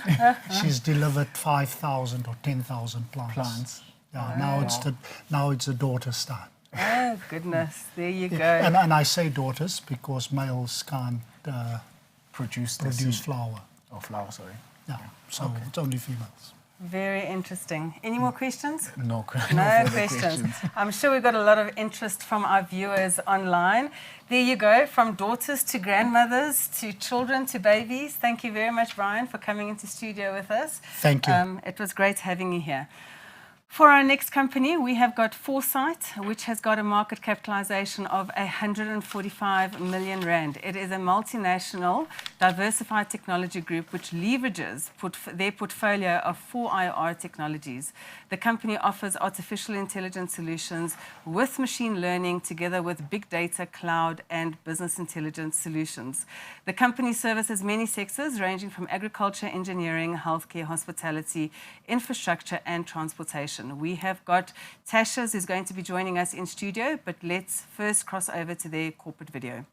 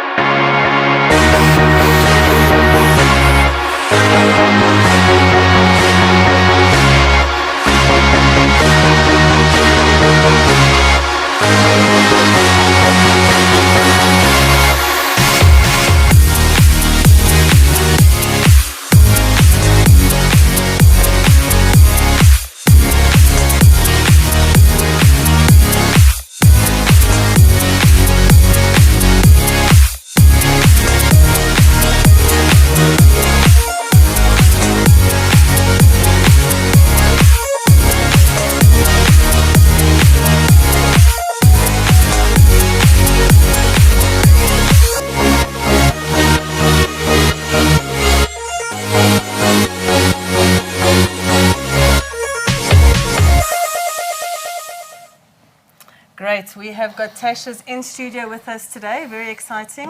We have got quite a great diverse range of companies today. Tasha's, welcome. Thank you very much. Over to you. Would you like to take us through your presentation? Sure. Okay, is it on? Okay, yeah, Foresight Holdings. We've been listed on the JSE AltX now for 5 years. I've been the CEO now for the last 3 years. A little bit of clean-up that we had to do when I took over 1st November 2019. And then the big thing, COVID, happened. And I think that was, for technology companies, I always say, my best salesman 2019's name was COVID. So, no, it was really terrible for the whole world, but we had to survive. And it actually brought the future 9 or 10 years earlier to us, the whole digital transformation. And that's what we do as a living, is to do that. So our mission and vision is really, the big thing that I want to mention here is trust. You know, we build a company on trust. And I mean, if you've got teamwork, accountability, transparency, and then passion, you automatically get that thing that's called trust. And that's a big value that we drive throughout our group with all our staff and our customers. And we normally talk about partners. Partners mean for us customers and vendors, and then our people as well. So quite a good footprint with products and services in companies and customers, you know, over the world. So we now 421 staff today, as I sit here. Our latest growth was a project that we started last year. After the violence in Natal, KwaZulu-Natal, we decided to start a project called Phoenix in Umhlanga, and we trained 50 students, graduates, with Microsoft and ABSA and Africa Cocoon, Naspers. They're all involved, and we trained them for 6 months, and they all got jobs. So they started 1st March this year. We've taken 42 into our company, placed a few really excellent technologists, you know, 25 data analysts and developers and 25 ERP functional consultants. Really a great project that we had there. So over 3,000 customers. Big part of our business is to go into Africa and the rest of the world as partners for Sage and Microsoft mainly. So I'll talk about that later on. Yeah, so really growing the business very steadily over the years. So we've got 2 models of engaging in business. We've got a direct channel. So that's more where the Foresight people, about 80% of our staff, where we engage directly with more tier 1, tier 2 companies, a lot in the industrial space and manufacturing with the full-blown of information technology services. And then the indirect channel, where we act as the master vendor for a lot of small business partners. So that is nearly half of our turnover today, the indirect. And what we do in Foresight, we basically we give all that skills and expertise to all these little IT and technology partners in the rest of Africa and MEA to grow their businesses as well. Good. So the way that we organized our business is basically in 4 clusters. We've got the business environment, and that's really the bridge between operational technologies and information technology. So Operational technologies, that's more the hardcore engineering side. We've got to do asset optimization, like installing the IoT devices in a big manufacturing plant, getting the data, and then we automate that data to do predictive analytics on that, and then simulate as well, to simulate what's the best throughput for that plant. And then adjacent to that, that's mainly the engineers. So we've got over 100 industrial, chemical, whatever engineers in our company. The information technology, that's the back office ERP systems that we manage for companies, payroll people, the data. And then the business environment, really, that's the platforms that we run today. I think the biggest thing there is the cloud business. We are very much entrenched in the Microsoft business, or in the channel partner there as a gold partner for them. The whole Azure hosting, the modern digital enterprise, what we call, the platforms, and really to expand, take all the data from all these systems and do the analysis and the predictive analytics for a company on that way. Then the channel partner, the fourth cluster on the right, really growing business with other small partners and delivering all our skills and services with them as well. A lot of my licensing in there with Microsoft and Sage. And then those four clusters are supported by a very strong shared services model, to really centralize our sales and marketing, customer growth side, the people, and the operational and the financial side reporting as well, and then our shareholders as well. So just on our highlights, I think the last 3 years, it's been since 2020, double-digit growth on everything. The last year especially, that we announced a few weeks ago, the group revenue, up 21%, operating profit 93.9%, and cash 20% up. So it's really excellent. And the shared service is really delivering for us now as well, that the guys stick to what you do very good. The shared services will look after you and all your support services. Yeah, operating expenses, really below the growth there compared to 21, really below inflation. So we really see the benefit of that. And then the gross profit margin as well, the growth there is very excellent for us. So cash, I talked about that, debt to equity ratio. So, it's not looking that great, but I think maybe if we use cash and pay vendors earlier, it would have looked differently. But really excellent results that we achieved here. I think the big thing here is the margin by cluster. Our channel partner, really nearly 50% of our business right now.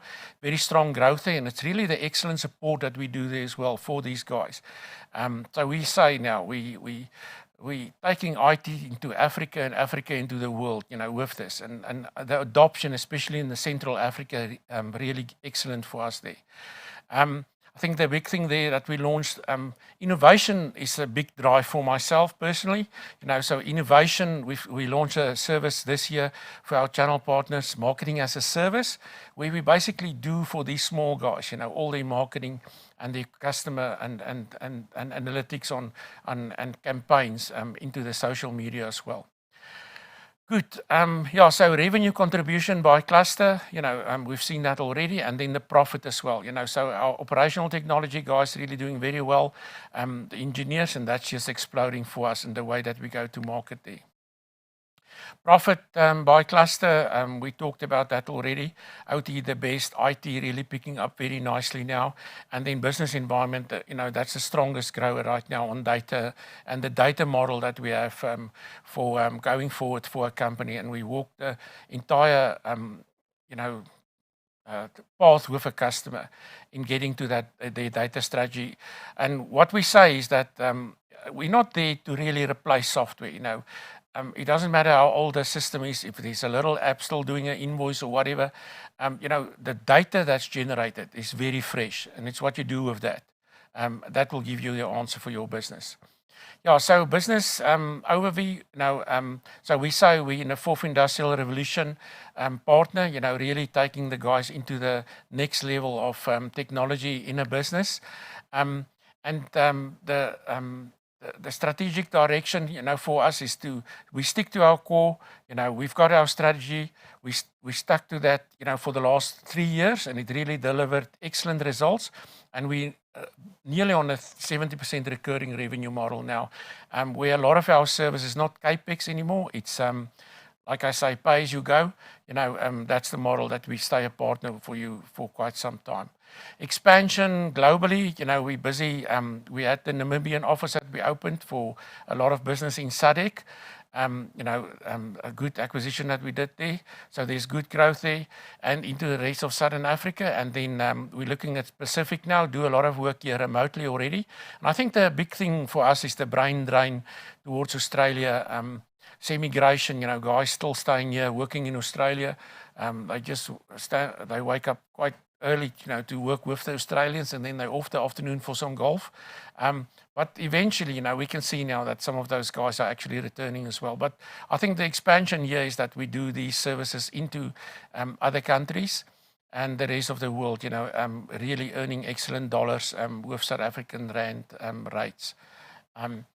So Foresight really going for the fourth industrial revolution technologies and services. So what do? We basically say we take a company from no sight to foresight. I think a lot of guys are, if you've got no sight, you basically look at your bank balance and you see there's money, so we're in business. Okay. Hindsight is, okay, this is the report, the paper report or whatever. We didn't do that well last month, So insight is really if you start looking at real-time data, and then foresight is if you really start predicting what you need to do or what's missing on what happened in the past, that you can actually contact that customer that's not buying from you anymore, things like that. So this is what we call our DNA, string for digital transformation. We say we focus on people, customers, operations, finance, and innovation. So people is really, that's your most valuable asset in a business today, in this era where we are right now, in the 20th, decade, 2020s that we call automation. And that's why it's red as well. If there's oxygen in blood, it's red. If there's no oxygen, it died. Customer sales and marketing, very good focus on that and the solutions around that. Operations, really that's unique in every business. So mine is different from a consulting business or attorney company, so they use different applications there. Finance, rock solid, real-time financial systems and solutions, payroll, all that stuff.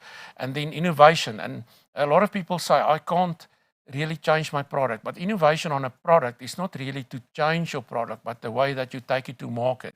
So like pricing models, to have a subscription model and not capex anymore. I always say in Afrikaans, bikkie baie, little bit lots, but that's the new model for going to market on pricing. Yeah, and that's it in short what we do. No, fantastic. There was a lot of information in that presentation, so I've got a few questions here for you. You did mention that things like cloud migration is not repeat business, and obviously things like Sage and those type of businesses are. So you said, how big is the annuity business, and what are your aspirations in growing the annuity business? I mean, you even talked about the business in US dollars, because in some countries in Africa, obviously you can't operate in their local currencies because they're very unstable. So I'm interested in knowing and finding out the growth of the dollar business, because that's very interesting. Yeah, so about 30% of our current turnover is coming from outside South Africa, mainly out of MIA, Mid-East Central Africa. Yes. So that's really growing very well. And the entire model of taking a service that's normally a capex service and spread it over 3 years for a customer. That is the entire strategy behind the recurring business model. Yeah. Okay, I like that, because most of the time when owners think about a digital migration, they have this thing in their heads that they have to incur a large sum of money today, and it's going to eat into their profits, so they'd rather not do it. Yeah. So your approach is very interesting. And another aspect of that is that actually we have a model where we say, let's see where we can save money, in order to finance that. So we've got a bot that we built that we call Mia that actually look at your things like licensing, that actually will advise you then that this person is only using email, but you bought a full Microsoft license at R1,500 a month, So they only need email, that's $60 a month. Yeah, okay, interesting.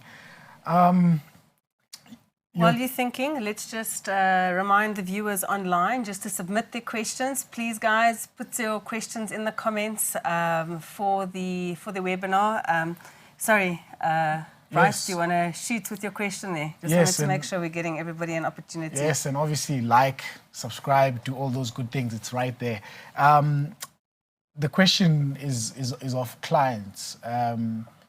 70% obviously are in South Africa. What's your typical client like? Or is it small, medium firms? What? Yeah, so it's tier one. A big part of our business, direct business, is tier one guys. Listed companies, a lot of manufacturing, even some government.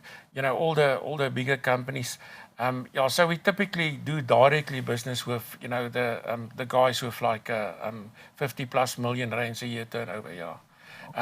But then also very specific in certain industries, So we're very much focused on industrial manufacturing, financial sector, customer relation management, all those different aspects. Yeah. So it's not every business, but you've got your niche to prove the business model. Interesting. And even in outside of South Africa, you find that your typical client is the same. Yeah, but then a lot of that business going through partners. If a partner in Kenya is too small and he's got a big lead for us or whatever, we will work jointly with him.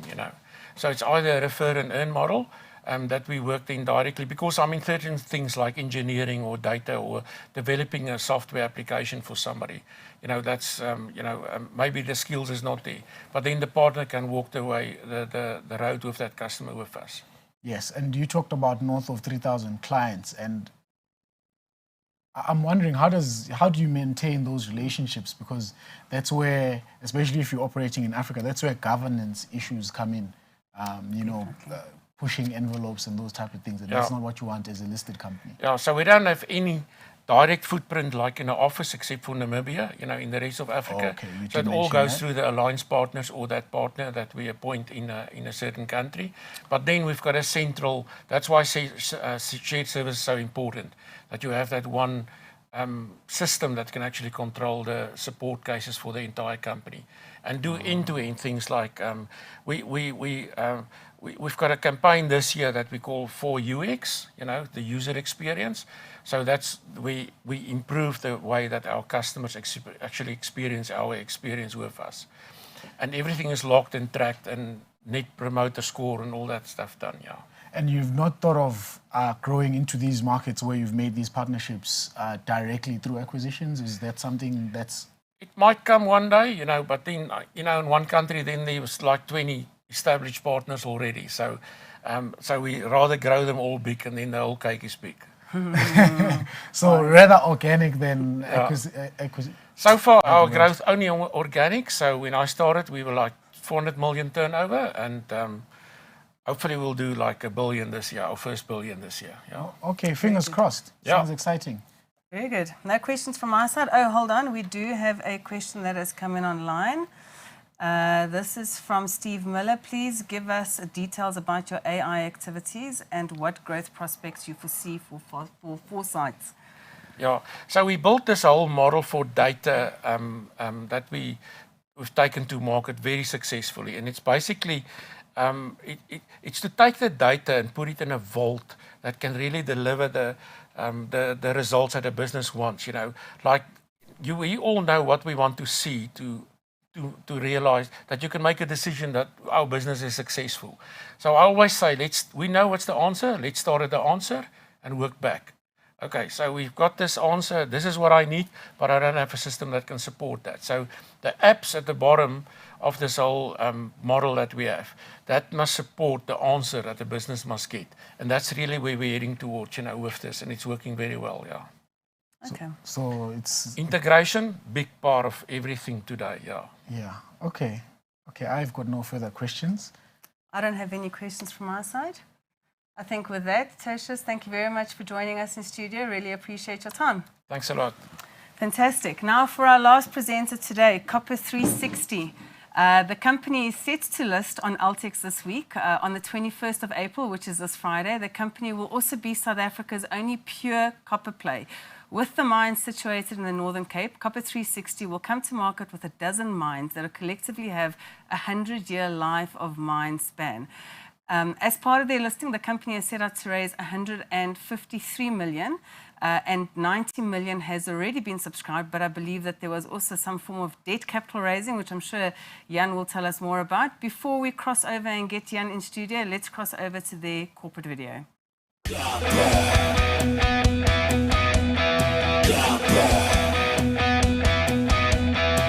The scramble for copper really is on in South Africa, and the Northern Cape is the main focus. There's a significant shortfall of copper in the world, and it will have an impact definitely on the price of copper and the demand for it because of the shortage of copper.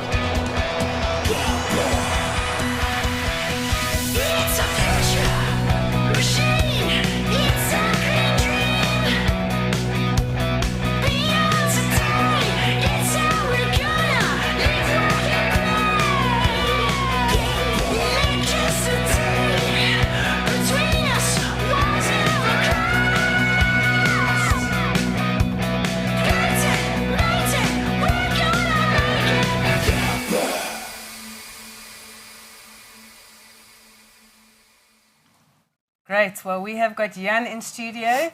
Jan, you are certainly no stranger to the JSE, but you definitely have a very exciting week ahead of you. Welcome to the JSE. Great to have you here. We're very keen to hear about your listing and what it is that you're looking at doing in terms of your copper play. No, thank you very much. Thanks for having us. Fantastic. Over to you. Thank you. Okay. What I'm going to do today is, because we're a new kid on the block, is just tell you a little bit about the company, who we are, what we're going to do, and then tell you a little bit about the copper market. I think it's important that you know why copper is important, and then just some slides on what is the value proposition. So I think the first slide is, who are we and what do we do? We are miners. We mine copper, and we process that copper. We make copper plates, and we'll be making copper concentrate. We do that in the Northern Cape, just north of the town of Springbok. We have a very solid, technically diverse and an experienced and innovative team on the ground. We've been building a plant over the last 5 years, and that plant is now in operation. And then on 21 April, this Friday, we list on the JSE. We're very excited about that. And we'll be the only copper play in South Africa, which is even more exciting. And we are Copper 360 Limited, and that would be our ticker code. So if we then look at our geographic location, as I said, we're in the Northern Cape. A slide that just shows where we are. We've got a mining license that's been granted over an area that covers 19,000 hectares. There's 12 developed mines and 60 prospects of a huge database, and a whole bunch of other rock sources that we're feeding into a central processing facility near Nababi. If we then look at what makes us different, I think it's the fact that we're in production, we're cash flow positive, and we have a dividend policy. We have a process design and engineering capability. We build most of our plants ourselves, and that's an on-site capacity we have. And we own 70% of an entire copper district. Anywhere else in the world, you would have another 40 junior companies running around in the area. And then most of the mines, as I said, on the mining license is pre-developed, and the ore has been defined by previous drilling. So we've got the fortunate position of only being able to go in and mine it and extract the value. And then we are growing our production from 1,500 tons of copper metal, to 8,000 tons by the end of this year on an annualized basis. We've currently secured 260 million rand in the listing. That's already in the bank. We've sunk about 300 million before that, and we're targeting revenue growth on an annualized basis by the end of the year of about 1 billion rand, of which 50% of that would be gross profit. So we've got very high margin. So if we look at that high margin of ours, you can see a picture there of our plant that makes the copper cathode and how we mine. You can see there's no physical mining, it's loose ore. A big part of our operations are loose ore. That means we're one of the lowest cost producers in the world. And by also taking that rock away, which you see there, we process it, and then we fill up old mining excavations. So we also haven't got an environmental rehabilitation side to our business in terms of cleaning up old mining sites with what we do.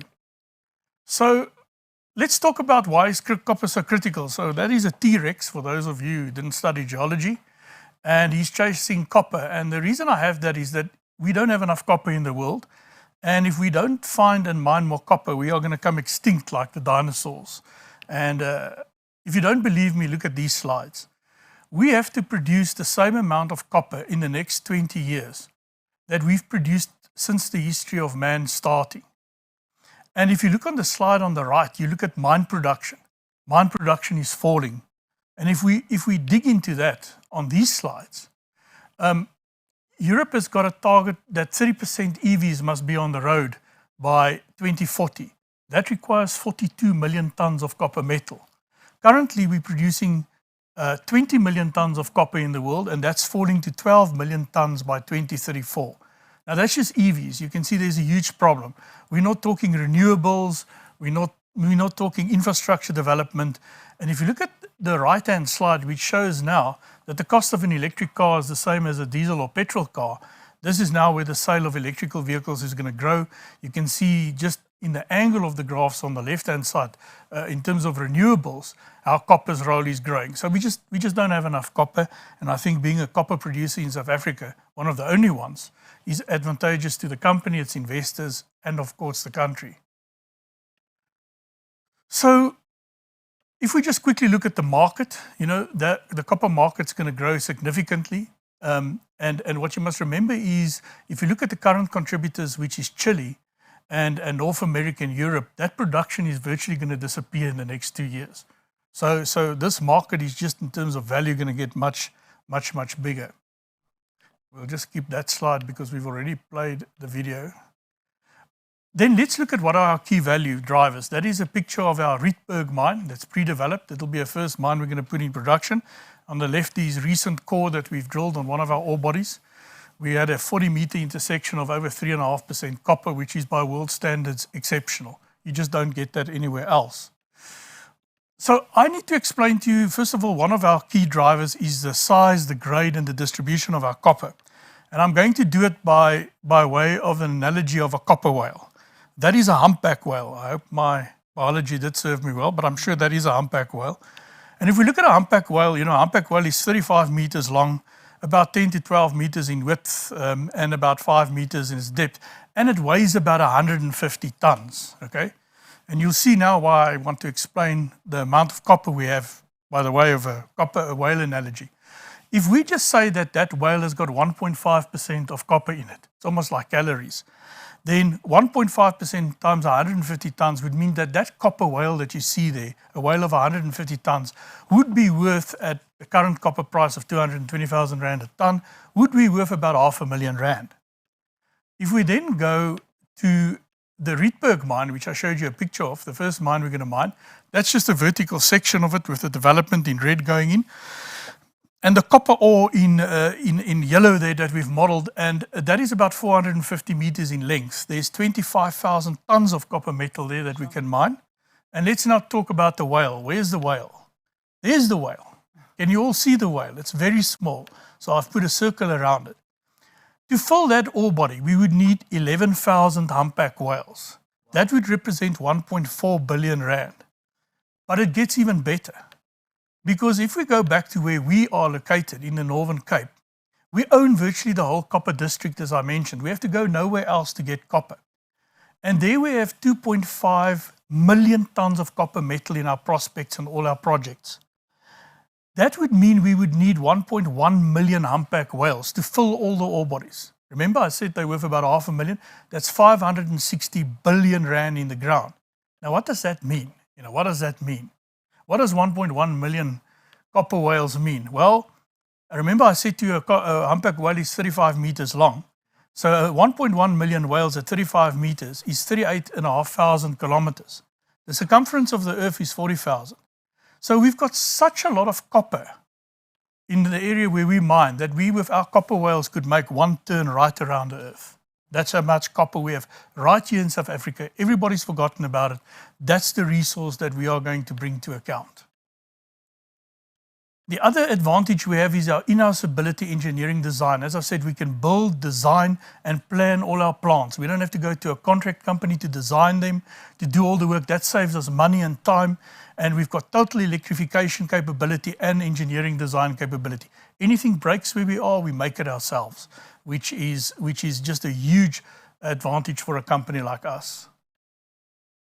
The other important factor that we have in our advantage is this iceberg, and it's not because the copper ship is going to hit it and sink.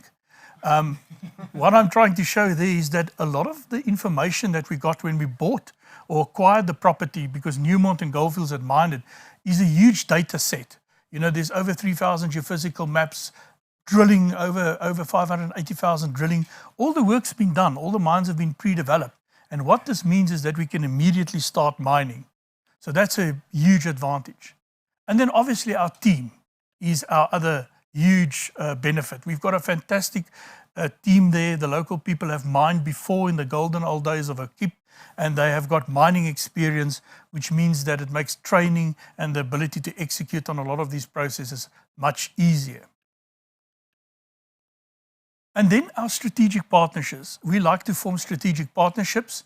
The first one we formed with the big chemicals company BASF. Nobody knows this, but our solvent extraction plant that we've built in Ababib has, with BASF, through them, developed the first artificial intelligence software that can track solvent extraction plants and warn when they're going to have a problem so that you can react. And that has been done in Ababib, in South Africa, and will be rolled out worldwide. Our communities, of course, is our other partner.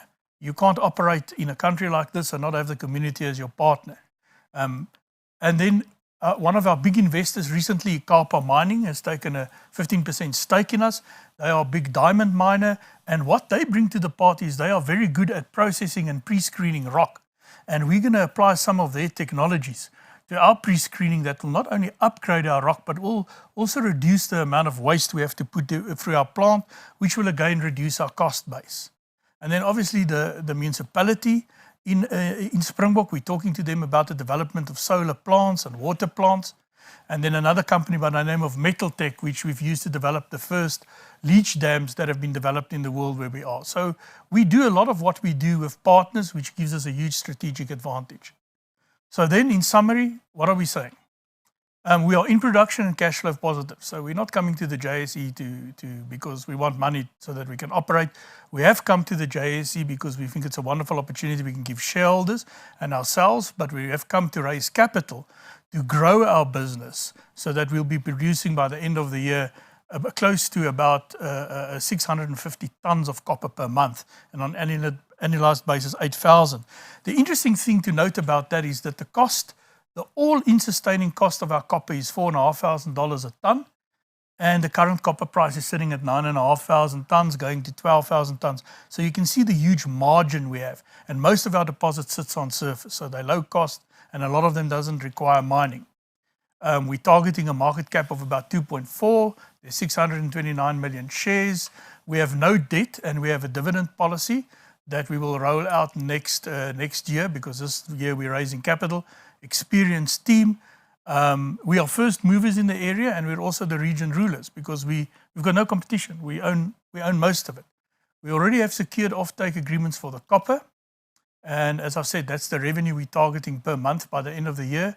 We have that large surface resource that you've seen, multiple ore resources that gives us flexibility. So in summary, we're very excited to bring this, what we believe, great opportunity to the shareholders in terms of the only copper play in South Africa. Thank you.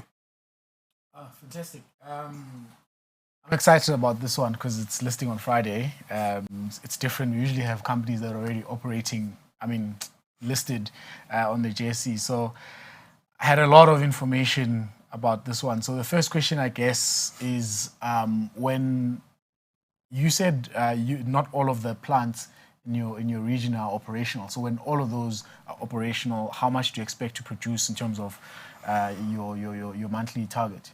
We've got the current SXEW is producing, and that's currently producing 50 tons of copper per month, building up to 150 tons over the next 5 months. And then we are building with the capital that we've raised 2 concentrate plants that will add about another 500 tons of copper. Then that by the end of the year we'll be doing about 650 tons of copper metal per month, and that helps us achieve the target of about 8,000 tons of copper over a 12-month period. Okay, I'll pause there and add on to that question, because I mean we have logistical issues here in South Africa. So can you? Yeah. So the question that is coming from Sindile is, how is the business insulated from the ongoing TFR challenges? Is Transnet's inefficiencies a headwind to the business, just like other dry bulk businesses? No, we're very fortunate there, because the offtake agreements we have 2 offtake agreements. The one hasn't kicked in yet, but the other one is the one that we're currently utilizing to sell our copper plates. And both of these agreements are structured in such a way that the off-taker comes and picks up the copper at the mine gate and trucks it down to Saldanha or Cape Town. So once it leaves the mine gate, it's not our problem anymore. It's not your risk. Yeah, and we get paid within 2 to 3 days. We get paid about 85% of the metal value. Okay, you've got great negotiators, I'll tell you that much. You know why? Sorry, you know why? It's because there's such a demand for copper. It's not because we're that good at negotiating. That's perhaps also, it'll be nice to say that. You guys are good at negotiating. No, we are. But I tell you, it's the demand for copper. People want copper, so they are prepared to come and take it at your mine gate and pay for it and pay for that. Yeah. Wow.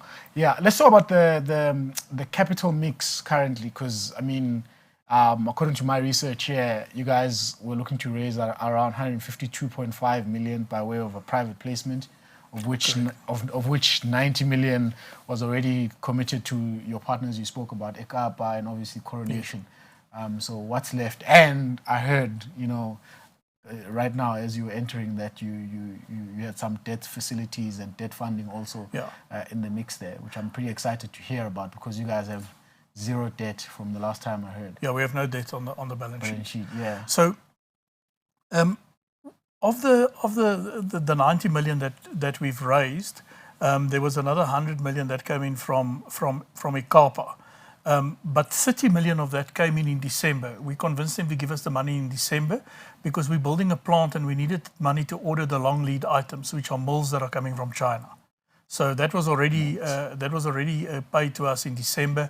Another 90 million through Ekapa, and then there's another 70 million coming in terms of a structure that the directors are putting back that can convert to equity, but it's at the moment it's a debt facility with no interest. Oh, okay. So is this your last roadshow? Are you still looking to raise further capital? Yeah. No. We originally wanted to raise only about 130, I think, or 40 million rand, and that would build the first plant, and then we would have come back to market. But we decided, let's rather go and raise the whole 260, build both plants, so that we don't have to come back to market again. Otherwise, there's always this overhang and expectation that we're going to come back for market, and how much are we going to come back? So we decided, let's do it in one go. We can build both plants, and also I think in an uncertain world where I don't know whether maybe in 2 or 3 months' time or 6 months from now, institutions, there might be a world event and they don't want to put in the money. So I thought while we still have the attention. While we have the attention and they were willing to put it in now, let's take it. But I think it also negates shareholders' concerns that we're going to come back, and how much are we going to come back for, and how much will it dilute them by. Okay, fantastic. We do have some more online questions from Bernard. Is the concentrated ore ready for smelting? And a follow-on question is, or do you produce the metal? Seems so from the photos. Yes, so we've got the copper metal, which we produce copper plates through the SXEW, which is solvent extraction with electrowinning and plating. And that's our oxide ore, but our sulfide ore cannot be extracted through that process. That goes through a process of flotation. Those are the plants we're building, and they produce a concentrate. And that concentrate we're targeting between 30 and 35% of it will be copper, and that would be ready for export for smelting. Yes. I know currently, I mean, you're still probably like 110% focused on making sure all of your plants are, at working at capacity and et cetera, et cetera. But like, do you have aspirations maybe we're looking at other green metals? No. This is the game. I mean, we've got the 1.1 million copper whales we have to bring to account. And, we've got a whole copper district to ourselves, shallow resources more. So, I just think we would be absolutely stupid to go and hunt for anything else when we've got all of this on our back door. And, copper is one of the strategic metals. We understand it. We understand how to process it. So I think going elsewhere will divert management's attention. And maybe if all our copper was up, maybe in 100 years we'll look at something else. But at the moment, it's just copper. You answered perfectly, because I was asking you guys if, like you have your, all your attention on the one thing, because it seems like it's a boon, to say the least. Yeah. It's copper and copper only. Okay, fantastic. Yeah. So 1.1 million male whales. Male whales. What have you got against a female whale? 200 odd capital raise through the listing. What's next in terms of ongoing future capital raises? Nothing. What we now have to do is post the listing, is get our heads down and deliver by the end of the year the results we've promised our investors. Are you excited? I am. There's going to be a lot of news flow. We've had a drilling campaign that we've just completed on the Rietberg mine, so those results will come out, and we have more results on other ore bodies that we've targeted. So I'm excited. I'm excited to be in the listed space, and excited in terms of what our team's going to do next. But as I've said, it's now heads down, and we have to perform. Yes, we have another question from Bernard, who's asking, is the concentrate ore ready for smelting? Yes. You asked that one. Oh, okay. Yes, it is. Sorry. Oh, it will be. It will be. It will be. Yes. Yeah. Okay. Cool. Well, just to your earlier point, we are certainly very excited to have you list on the JSE, listing on the Altex this Friday. Really keen to see you beat those drums. I don't know if we have any more questions. No, just send our love to Rupert. We will. Thank you very, very much. Thank you. Thanks for the Jan. opportunity. Thank you for joining us in studio.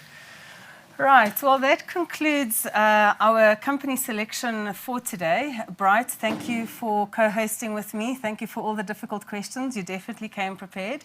Any closing thoughts? No, this was fun. We hope to do it again, obviously, and have more small caps, to showcase. I think we haven't done a dent, on the small caps that are listed. And obviously, we want to see more of these small caps graduate from the Altex to the main board, and by showcasing them here on the JSE, maybe will help attract the right retail and obviously other investors that would be interested in these businesses. But also it does, make them vulnerable from other people maybe who are watching far from here and they're seeing them as targets to take them out of the JSE. So we're going to need to find more businesses. So it's quite interesting, to say the least. I'm looking forward to the next one. Fantastic. Well, on that concludes the show for today. So please do stay tuned for our next Small Cap Investment Forum, which will take place on the 28th of June and the 20th of September. Thank you to all of our speakers for today. Great presentations, thought-provoking questions. We hope that you enjoy the show. Please do not forget to send your name and ID number to zai@iasa.co.za. Let's repeat that. It's zai@iasa.co.za.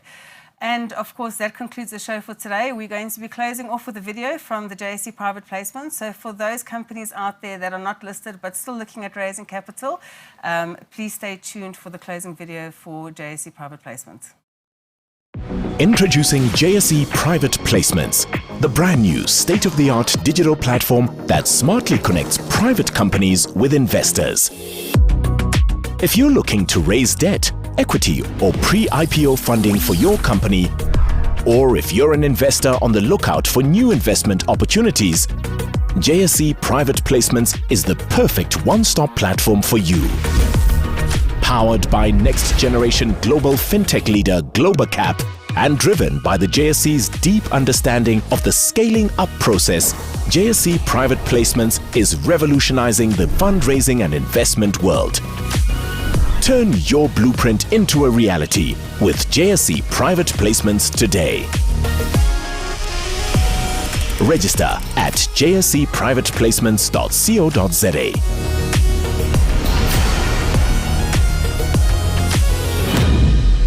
T's and C's apply.